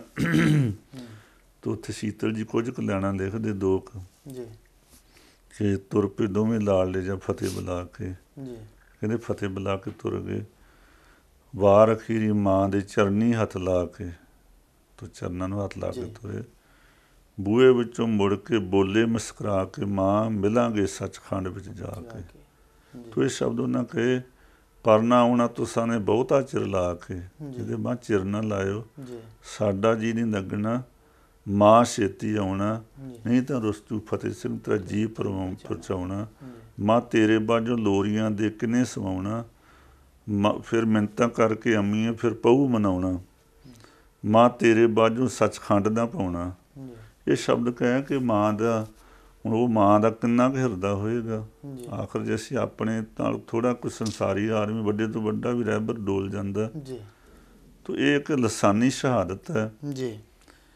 ਫਿਰ ਮਾਂ ਕਹਿੰਦੀ ਚਲੋ ਮੇਰੇ ਹੀਰਿਓ ਮੈਂ ਪਿੱਛੇ ਆਵਾਂ, ਪੁੱਤਾਂ ਬਾਝੋਂ ਜੂਨੀਆਂ ਸੁਣੀਆਂ ਮਾਵਾਂ, ਜਿੱਧਰ ਚੱਲਦੇ ਹੰਸ ਉੱਧਰ ਜਾਂਦੀਆਂ ਛਾਵਾਂ, ਵੇ ਲੋਕੋ ਤੋਰ ਕਰਦੀਆਂ ਰੌਣਕਾਂ ਮੈਂ ਸੱਚਖੰਡ ਵਸਾਵਾਂ। ਤੋ ਸਾਹਿਬਜ਼ਾਦੇ ਕਚਹਿਰੀ 'ਚ ਪਹੁੰਚਦੇ ਤੋ ਕਿਉਂਕਿ ਔਰ ਜਾਸਲ ਬੇਸ ਬਾਸਲ ਬੇਗ ਤਿਆਰ ਹੋਏ, ਕਟਾਰਾਂ ਲੈ ਕੇ ਅੱਗੇ ਵੱਧਦੇ। ਆਖਰੀ ਸਾਹਿਬਜ਼ਾਦੇ ਨੂੰ ਪੁੱਛਦੇ ਵੀ ਬੱਚਿਓ ਆਖਰੀ ਮੌਕਾ, ਇਸ ਧਰਮ ਨੂੰ ਛੱਡ ਦਿਓ, ਮੁਸਲਮਾਨ ਇਮਾਨ 'ਚ ਆ ਜਾਓ। ਕਹਿੰਦੇ ਦੁਨੀਆ ਦਾ ਹਰ ਚੀਜ਼ ਛੱਡੀ ਜਾ ਸਕਦੀ ਹੈ ਔਰ ਇਸ ਧਰਮ ਤੋਂ ਸਾਰਾ ਕੁਝ ਵਾਰਿਆ ਜਾ ਸਕਦਾ, ਪਰ ਇਹ ਧਰਮ ਬਹੁਤ ਅਸੀਂ ਪਾਲਿਆ, ਇਹ ਦਾਦੇ ਦਾ ਧਰਮ ਹੈ, ਇਹ ਗੁਰੂ ਨਾਨਕ ਦਾ ਪਾਵਨ ਧਰਮ ਹੈ, ਇਹਨੂੰ ਛੱਡਣਾ ਬੜਾ ਮੁਸ਼ਕਿਲ ਹੈ। ਔਰ ਫਿਰ ਸਾਸਲ ਬੇਗ ਬਾਸਲ ਬੇਗ ਕਹਿੰਦੇ ਕਿ ਉਹਨਾਂ ਦੇ ਧੌਣਾ 'ਤੇ ਗੋਡੇ ਰੱਖ ਕੇ, ਇਤਿਹਾਸ ਕਹਿੰਦਾ ਕਿ ਨੀਹਾਂ ਜਦੋਂ ਪਾੜ ਜਾਂਦੀਆਂ ਸਾਹਿਬਜ਼ਾਦੇ ਬੇਹੋਸ਼ ਹੁੰਦੇ ਆ, ਔਰ ਗੋਡਾ ਰੱਖ ਕੇ ਧੌਣ 'ਤੇ ਇੱਕ ਬੰਨੇ ਪੈਰਾਂ ਤੋਂ ਫੜਿਆ ਜਾਂਦਾ, ਤਿੱਖੀਆਂ ਕਟਾਰਾਂ ਲੈ ਕੇ ਤੋ 2.5 ਸੁਰੀਆਂ ਮੁਸਲਮਾਨੀ ਮਾਜੇਬਾ ਉਹਨੂੰ ਆਉਂਦੇ ਵੀ 2.5 ਸੁਰੀਆਂ ਮਾਰ ਕੇ ਕਲਮਾ ਪੜ੍ਹ ਕੇ ਜਾਨਵਰ ਨੂੰ ਸੁੱਟ ਦਿੰਦੇ, ਜਿਵੇਂ ਇਸ ਤਰ੍ਹਾਂ ਬੱਚਿਆਂ ਦੇ ਉਹਨਾਂ ਸਾਹਿਬਜ਼ਾਦਿਆਂ ਨੂੰ ਸ਼ਹੀਦ ਕੀਤਾ ਗਿਆ। ਔਰ ਇਸ ਤਰ੍ਹਾਂ ਉਹ ਮਹਾਨ ਲਸਾਨੀ ਸ਼ਹਾਦਤ ਦੇ ਗਏ, ਸ਼ਹੀਦ ਹੋ ਗਏ। ਅੱਜ ਵੀ ਉਹਨਾਂ ਦੀ ਯਾਦ 'ਚ ਉੱਥੇ ਸਥਾਨ ਬਣੇ ਆ, ਪਰ ਇਹਨੂੰ ਉਦੁੱਤੀ ਅਸੀਂ ਸ਼ਹਾਦਤ ਆਖਦੇ। ਦੁਨੀਆ 'ਚ ਅਨੇਕਾਂ ਸ਼ਹੀਦ ਹੋਏ ਹੋਣਗੇ, ਹੋਰ ਧਰਮਾਂ 'ਚ ਵੀ ਹੈ, ਪਰ ਥੋੜ੍ਹਾ ਅੰਤਰ ਇੰਨਾ ਕੁ ਹੈ। ਔਰ ਇਹਨਾਂ ਮਹਾਨ ਯੋਧਿਆਂ ਦਾ ਜਿਹੜੀ ਸ਼ਹਾਦਤ ਹੈ ਇਹਦੇ ਤੋਂ ਵੱਖਰੀ ਹੈ, ਨਿਰਾਲੀ ਹੈ ਔਰ ਬਹੁਤ ਵੱਡੀ ਹੈ, ਕਿਉਂਕਿ ਉੱਥੇ ਉਸ ਬੰਨੇ ਦੁਨੀਆ ਨੇ ਵਿੱਚ ਆਪਸ਼ਨ ਕੋਈ ਨਹੀਂ ਛੱਡਿਆ ਗਿਆ। ਈਸਾ ਜੀ ਨੂੰ ਸੂਲੀ 'ਤੇ ਚਾੜ੍ਹਿਆ ਜਾ ਰਿਹਾ, ਪਰ ਉਹਨੂੰ ਇਹ ਨਹੀਂ ਉਹਨਾਂ ਨੂੰ ਛੱਡਿਆ ਗਿਆ ਆਪਸ਼ਨ ਕਿ ਤੁਸੀਂ ਕੁਝ ਆਹ ਲਾਲਚ ਲੈ ਲਓ, ਤੁਹਾਡੀ ਸੂਲੀ ਲਾਹ ਦਿੱਤੀ ਜਾਏਗੀ। ਜਦੋਂ ਕਿ ਉਹ ਕਹਿੰਦੇ ਆਪਣੇ ਵੀ ਜਾ ਖੁਦਾ ਜਿਹੜਾ ਸਾਰੋ ਕੱਪ ਹੈ, ਜਿਹੜਾ ਦੁਖਦਾਈ ਕੱਪ ਹੈ ਜ਼ਹਿਰ ਦਾ, ਮੇਰੇ ਕੋਲ ਪੀਤਾ ਨਹੀਂ ਜਾਂਦਾ, ਪਰਾਂ ਲੈ ਜਾਓ। ਸ਼ਾਇਦ ਦੁਨੀਆ ਦਾ ਕੋਈ ਲਾਲਚ ਦਿੱਤਾ ਜਾਂਦਾ ਤਾਂ ਸ਼ਾਇਦ ਉਹ ਇਹ ਬਣੇ ਨਾ ਜਾਂਦੇ। ਹੋਰ ਵੀ ਜਿਹੜੇ ਇਬਰਾਹਿਮ ਵਰਗੇ ਜਾਂ ਹੋਰ ਅਨੇਕਾਂ ਐਸੇ, ਪਰ ਇੱਥੇ ਹਜ਼ਾਰਾਂ ਲਾਲਚ ਦਿੱਤਿਆਂ ਹੋਇਆਂ ਵੀ ਉਹਨੇ ਧਰਮ ਨੂੰ ਪ੍ਰਾਇਓਰਿਟੀ ਦਿੱਤੀ ਹੈ। ਹਜ਼ਾਰਾਂ ਲਾਲਚਾਂ ਨੂੰ ਦਿੰਦਿਆਂ ਵੀ ਧਰਮ ਦੇ ਵਾਸਤੇ ਆਪਾਂ ਕੁਰਬਾਨ ਕੀਤਾ। ਔਰ ਨੀਹਾਂ ਵਿੱਚ ਇਹ ਪੰਥ ਦੀਆਂ ਨੀਹਾਂ 'ਚ ਉਹਨਾਂ ਮਹਾਨ ਯੋਧਿਆਂ ਦਾ ਖੂਨ ਜਿਹੜਾ ਹੈ ਉਹ ਪਿਆ ਹੋਇਆ। ਸਿੰਘ ਸਾਹਿਬ ਜੀ, ਫਿਰ ਜਦੋਂ ਸਾਹਿਬਜ਼ਾਦਿਆਂ ਦੀ ਸ਼ਹਾਦਤ ਹੋ ਜਾਂਦੀ ਹੈ, ਮਾਤਾ ਜੀ ਵੀ ਸੱਚਖੰਡ ਪਿਆਨਾ ਕਰ ਜਾਂਦੇ ਆ, ਤਾਂ ਫਿਰ ਉਹਨਾਂ ਦੇ ਪਵਿੱਤਰ ਸਰੀਰਾਂ ਦਾ ਜਿਹੜਾ ਅੰਤਿਮ ਸੰਸਕਾਰ ਹੁੰਦਾ ਆ, ਉਹ ਸੇਵਾ ਕਿਸ ਵੱਲੋਂ ਲਈ ਜਾਂਦੀ ਹੈ ਅਤੇ ਕਿਹੜੀ ਜਗ੍ਹਾ ਦੇ ਉੱਤੇ ਫਿਰ ਸੰਸਕਾਰ ਜਿਹੜਾ ਹੁੰਦਾ? ਸੋ ਮਾਤਾ ਸੁਗੁਜਰੀ ਜੀ ਜਦੋਂ ਵੇਖਦੇ ਕੋ ਰੂਹਾਂ ਸੱਚਖੰਡ ਨੂੰ ਜਾ ਚੁੱਕੀਆਂ, ਕਿਉਂਕਿ ਮਾਂ ਸਮਾਧ ਵਿੱਚ ਜੁੜ ਜਾਂਦੇ ਆ, ਜਪਜੀ ਸਾਹਿਬ ਦਾ ਪਾਠ ਕਰਕੇ ਕਹਿੰਦੇ ਸੱਚਖੰਡ ਪਿਆਨਾ ਕਰ ਜਾਂਦੇ ਆ। ਔਰ ਉਸ ਵੇਲੇ ਕੋਈ ਵੀ ਵੱਡੇ ਤੋਂ ਵੱਡਾ ਵੀ ਇਸ ਵੇਲੇ ਯਤਨ ਨਹੀਂ ਕਰ ਰਿਹਾ, ਡਰ ਰਿਹਾ ਹੈ ਵੀ ਉਹਨਾਂ ਦਾ ਸੰਸਕਾਰ ਕੀਤਾ ਜਾਏ। ਤਾਂ ਉਸ ਵੇਲੇ ਦੀਵਾਨ ਟੋਡਰਮਲ ਜਿਹੜੇ ਆ, ਜਿਨ੍ਹਾਂ ਦੀ ਜਹਾਜ਼ਾਂ ਦੀ ਹਵੇਲੀ ਕਹਿੰਦੇ ਆ, ਔਰ ਅੱਤੇਪੁਰ ਦੀ ਉਹ ਧਰਤੀ ਹੈ ਜਿਹੜਾ ਜੋਤੀ ਸਰੂਪ ਹੈ, ਔਰ ਅੱਗੇ ਵਧਿਆ। ਉਹਨੇ ਆਖਿਆ ਇਹ ਸੇਵਾ ਮੈਂ ਨਿਭਾਵਾਂਗਾ। ਉਹ ਕਹਿਣਗੇ ਇਸ ਸੇਵਾ ਨਿਭਾਉਣ ਵਾਸਤੇ ਫਿਰ ਤੁਹਾਨੂੰ ਜ਼ਮੀਨ ਮੁੱਲ ਲੈਣੀ ਪਏਗੀ, ਜਦੋਂ ਕਿ ਉਹਦੀ ਆਪਣੀ ਜ਼ਮੀਨ ਹੈ। ਹੋਰ ਵੀ ਅਨੇਕਾਂ ਉੱਥੇ ਸਿੱਖਾਂ ਦੇ ਘਰ ਵੀ ਹੋ ਸਕਦੇ ਆ, ਪਰ ਦੁਨੀਆ ਦੇ ਤੋਂ ਆਪਾਂ ਸਾਰਾ ਕੁਝ ਵਾਰਨ ਵਾਲੇ ਦਾਤੇ ਨੂੰ ਉਹਨਾਂ ਦੇ ਪੁੱਤਰਾਂ ਲਈ, ਮਾਤਾ ਲਈ, ਸੰਸਕਾਰ ਲਈ ਵੀ ਜ਼ਮੀਨ ਦਾ ਟੁਕੜਾ ਮੁੱਲ ਲੈਣਾ ਪਿਆ। ਉਹ ਕਹਿੰਦੇ ਜ਼ਮੀਨ ਦਾ ਟੁਕੜਾ ਮੁੱਲ ਦੇਵਾਂਗੇ, ਪਰ ਇਹ ਸੋਨੇ ਦੀਆਂ ਮੋਹਰਾਂ ਵਿਛਾ ਕੇ ਲਿਆ ਜਾਏਗਾ। ਉਹ ਕਹਿੰਦਾ ਮੇਰੇ ਕੋਲ ਸਾਰਾ ਕੁਝ ਮੈਂ ਵਾਰ ਦਿਆਂਗਾ, ਪਰ ਮੈਂ ਜ਼ਮੀਨ ਜ਼ਰੂਰ ਲਵਾਂਗਾ। ਉਹ ਕਹਿੰਦੇ ਕਿ ਉਹਨਾਂ ਨੇ ਮੌਕੇ 'ਤੇ ਸ਼ਰਤ ਇਹ ਰੱਖਦੀ ਕਿ ਖੜੇ ਰੁੱਖ ਮੋਹਰਾਂ ਲਾਈਆਂ ਜਾਣ, ਫੇਰ ਅਸੀਂ ਦੇਵਾਂਗੇ। ਔਰ ਜਿੱਥੇ ਅੱਜ ਜੋਤੀ ਸਰੂਪ ਪਾਵਨ ਅਸਥਾਨ ਦਾ जी पालकी साहब वो जगह उन्हें खरीदी जी और खरीद के ਕਹਿੰਦੇ ਕਿ ਮੋਢਿਆਂ ਤੇ ਕਿੰਨੇ ਕੁ ਸਿੱਖ ਹੋਣਗੇ, ਕਹਿੰਦੇ ਮੋਤੀ ਰਾਮ ਉੱਥੇ ਨਾਲ ਹੋਰ ਕੋਈ ਇੱਕ ਦੋ ਨਾਲ ਉਹਦੇ ਸੇਵਕ ਹੋਣਗੇ जी ਆਪ, ਔਰ ਉਹਨਾਂ ਨੂੰ ਮੋਢਿਆਂ ਤੇ ਚੁੱਕ ਕੇ। ਔਰ ਉਹ ਸਮਾਂ ਐਸਾ ਹੈ जी ਜਦੋਂ ਕਿ ਕਲਗੀਆਂ ਵਾਲੇ ਪਿਤਾ ਉੱਥੇ ਹਾਜ਼ਰ ਨਹੀਂ ਹੈਗੇ, ਆਪਣੇ ਜੀ। ਪੁੱਤਰਾਂ ਦੇ ਸੰਸਕਾਰ ਤੇ ਨਹੀਂ, ਦੁਨੀਆ ਦਾ ਹਰ ਬੰਦਾ ਹਜ਼ਾਰਾਂ ਕੋਵਾਂ ਤੇ ਬੈਠਾ। जी ਉਦੋਂ ਤੱਕ ਉਹ ਮਾਂ ਬੱਚਿਆਂ ਨੂੰ ਜਾਂ ਆਪਣੇ ਪਰਿਵਾਰ ਨੂੰ ਉਡੀਕਦੇ ਆ ਵੀ ਉਹਨੂੰ ਆ ਲੈਣ ਦਿਓ, ਫਲਾਣੇ ਨੂੰ ਪਿਆਰ ਵਾ ਇਹਨੂੰ ਬੱਚਿਆਂ ਨੂੰ। जी ਔਰ ਉਹਨਾਂ ਨੇ ਉਹ ਜਗ੍ਹਾ ਲੈ ਕੇ ਉੱਥੇ ਸਾਹਿਬਜ਼ਾਦਿਆਂ ਦਾ ਸੰਸਕਾਰ ਕੀਤਾ। जी ਔਰ ਉਹਨਾਂ ਨੂੰ ਅੱਜ ਪੰਥ ਨੇ ਮਾਣ ਦਿੱਤਾ, जी ਕਿਉਂਕਿ ਕੋਈ ਦੁਨੀਆ ਦੀ ਕਮਿਊਨਿਟੀ, ਕੋਈ ਧਰਮ ਮਾੜਾ ਨਹੀਂ, ਹਰ ਧਰਮ ਵਿੱਚ ਧਰਮੀ ਵੀ ਹੈ, ਅਧਰਮੀ ਵੀ ਹੈਗੇ ਆ। जी ਔਰ ਜਿਹੜੇ ਧਰਮ ਵਾਸਤੇ ਜਾਂ ਇਹਨਾਂ ਜ਼ਾਲਮਾਂ ਦੇ ਵਿਰੋਧ 'ਚ ਖੜੇ ਹੁੰਦੇ ਆ, जी ਔਰ ਜਿਹੜੇ ਇਹਨਾਂ ਮਹਾਨ ਯੋਧਿਆਂ ਦੇ ਪੱਖ 'ਚ ਜਾਂ ਜਿਹੜੇ ਕਿਸੇ ਲਈ ਕੁਝ ਵਾਰਨਾ ਚਾਹੁੰਦੇ, ਉਹਨਾਂ ਦੀ ਅਥਰੂ ਵਹਿ ਤੁਰਦੇ ਆ, ਉਹ ਪਵਿੱਤਰ ਹਨ। ਉਹਨਾਂ ਨੂੰ ਦੁਨੀਆ ਹਮੇਸ਼ਾ ਯਾਦ ਕਰਦੀ ਹੈ। जी जी ਸਿੰਘ ਸਾਹਿਬ ਜੀ, ਮੋਤੀ ਰਾਮ ਮਹਿਰਾ ਦਾ ਜ਼ਿਕਰ ਆਉਂਦਾ ਕਿ ਉਹਨੇ ਦੁੱਧ ਛਕਾਇਆ ਤਾਂ ਉਸ ਦਾ ਪਰਿਵਾਰ ਵੀ ਜਿਹੜਾ ਹੈ ਉਸ ਨੂੰ ਵੀ ਖੋ ਕੇ ਜਿਹੜਾ ਆ ਉਹ ਸ਼ਹੀਦ ਕੀਤਾ ਗਿਆ। ਔਰ ਕਹਿੰਦੇ ਕਿ ਇਸ ਸੰਸਕਾਰ 'ਚ ਉਹਨੇ ਵੀ ਹਿੱਸਾ ਪਾਇਆ। ਜੀ ਤੇ ਪਰ ਜਦੋਂ ਉਹਨਾਂ ਦੇ ਜ਼ਾਲਮਾਂ ਨੂੰ ਪਤਾ ਲੱਗਾ, ਵਜ਼ੀਰ ਖਾਨ ਨੂੰ ਜਾਂ ਉਹਦੇ ਸਿਪਾਹੀਆਂ ਦੱਸਿਆ ਵੀ ਇਹ 3 ਦਿਨ ਕੌਣ ਇਹਨਾਂ ਨੂੰ ਸੇਵਾ ਕਰਦਾ ਰਿਹਾ, ਸਾਹਿਬਜ਼ਾਦਿਆਂ ਦੀ, ਜੀ ਮਾਤਾ ਜੀ ਦੀ। ਜੀ ਔਰ ਮੋਤੀ ਰਾਮ ਦਾ ਪਤਾ ਲੱਗਾ, ਹੂੰ ਕਹਿੰਦੇ ਕਿ ਉਹਦਾ ਸਾਰਾ ਪਰਿਵਾਰ ਗ੍ਰਿਫਤਾਰ ਕੀਤਾ ਗਿਆ। ਗ੍ਰਿਫਤਾਰੀ ਤੋਂ ਬਾਅਦ ਕੋਹਲੂ ਵਿੱਚੋਂ ਨੰਗਾ ਕੇ ਜਿਵੇਂ ਗੰਨੇ ਪੀੜ ਦੇਈਦੇ ਆ ਜੀ ਜਾਂ ਤਿਲ ਪੀੜ ਦੇਈਦੇ ਆ, ਜੀ ਇਸ ਤਰ੍ਹਾਂ ਦੇ ਵਿੱਚੋਂ ਨੰਗਾ ਕੇ ਉਹਨਾਂ ਦਾ ਸਾਰਾ ਪਰਿਵਾਰ ਜਿਹੜਾ ਸ਼ਹੀਦ ਕਰ ਦਿੱਤਾ ਗਿਆ। ਜੀ ਤੇ ਦੋਸ਼ ਇੰਨਾ ਕਿ ਉਹਨਾਂ ਨੇ ਮਹਾਨ ਯੋਧਿਆਂ ਨੂੰ ਦੁੱਧ ਪਿਆਇਆ, ਸੇਵਾ ਜੀ। ਕੀਤੀ ਹੈ। ਜੀ ਇਸ ਤਾਂ ਉਹ ਵੀ ਸ਼ਹਾਦਤ ਦਾ ਜਾਮ ਪੀ ਗਏ। ਜੀ ਤੋ ਇਸ ਤਰ੍ਹਾਂ ਜਿੰਨੇ ਵੀ ਤੂੰ ਸੱਚ ਦਾ ਖੰਡ ਦਾ ਯਤਨ ਕੀਤਾ, ਉਹਨੂੰ ਕੁਰਬਾਨੀ ਦੇਣੀ ਪਈ, ਜੀ ਪਰ ਸੱਚ ਸਦਾ ਓੜਕ ਸੱਚ ਰਹੀ, ਸਦਾ ਰਹਿੰਦਾ। ਜੀ ਕੂੜ ਨਖੁੱਟੇ ਨਾਨਕਾ। ਜੀ ਤੋ ਅੱਜ ਉਹ ਅਸਥਾਨ ਤੇ ਕੋਈ ਵਜ਼ੀਰ ਖਾਨ ਦਾ ਨਾਂ ਨਹੀਂ ਲੈਂਦਾ। ਜੀ ਔਰ ਅੱਲਾ ਯਾਰ ਖਾਂ ਕਹਿੰਦੇ ਵੀ ਜੋਗੀ ਇਸਤੇਬਾ ਹੋਈ ਥੋੜੀ ਦੇਰ ਸੀ, ਬਸਤੀ ਸਰਹੰਦ ਸਭ ਇੱਟੋਂ ਕਾ ਢੇਰ ਥੀ। ਉਹ ਥੋੜਾ ਸਮਾਂ ਲੰਘਿਆ, ਜੀ ਉਹ ਜਿਹੜੀ ਸਰਹੰਦ ਵਸਦੀ ਉੱਜੜ ਗਈ, ਸਾਰੀ ਇੱਟਾਂ ਦਾ ਢੇਰ ਬਣ ਗਈ। ਜੀ ਔਰ ਬਾਬਾ ਬੰਦਾ ਸਿੰਘ ਬਹਾਨੇ ਨੈੱਟ ਖੜਕਾਈ। ਅੱਜ ਉੱਥੇ ਉਹਨਾਂ ਯੋਧਿਆਂ ਦੀ ਯਾਦ 'ਚ ਫਤਿਹਗੜ੍ਹ ਸਾਹਿਬ ਬਾਬਾ ਫਤਿਹ ਸਿੰਘ ਦੇ ਨਾਂ 'ਤੇ ਜੀ ਨਿਸ਼ਾਨ ਝੂਲਦੇ ਆ, ਜੀ ਪਰ ਉਹ ਕਿਸੇ ਵਜ਼ੀਰ ਖਾਨ ਦਾ ਨਾਂ ਨਹੀਂ ਲਿਆ ਜਾਂਦਾ। ਜੀ ਜੀ ਸੋ ਬਿਲਕੁਲ ਇਹ ਸੀ ਲਾਸਾਨੀ ਸ਼ਹਾਦਤ ਦਾ ਉਹ ਸਫ਼ਰ ਜੋ ਤੁਸੀਂ ਸੱਚਖੰਡ ਸ੍ਰੀ ਹਰਿਮੰਦਰ ਸਾਹਿਬ ਤੋਂ ਸਿੰਘ ਸਾਹਿਬ ਗਿਆਨੀ ਸੁਖਚਿੰਦਰ ਸਿੰਘ ਦੀ ਜ਼ੁਬਾਨੀ ਸੁਣਿਆ।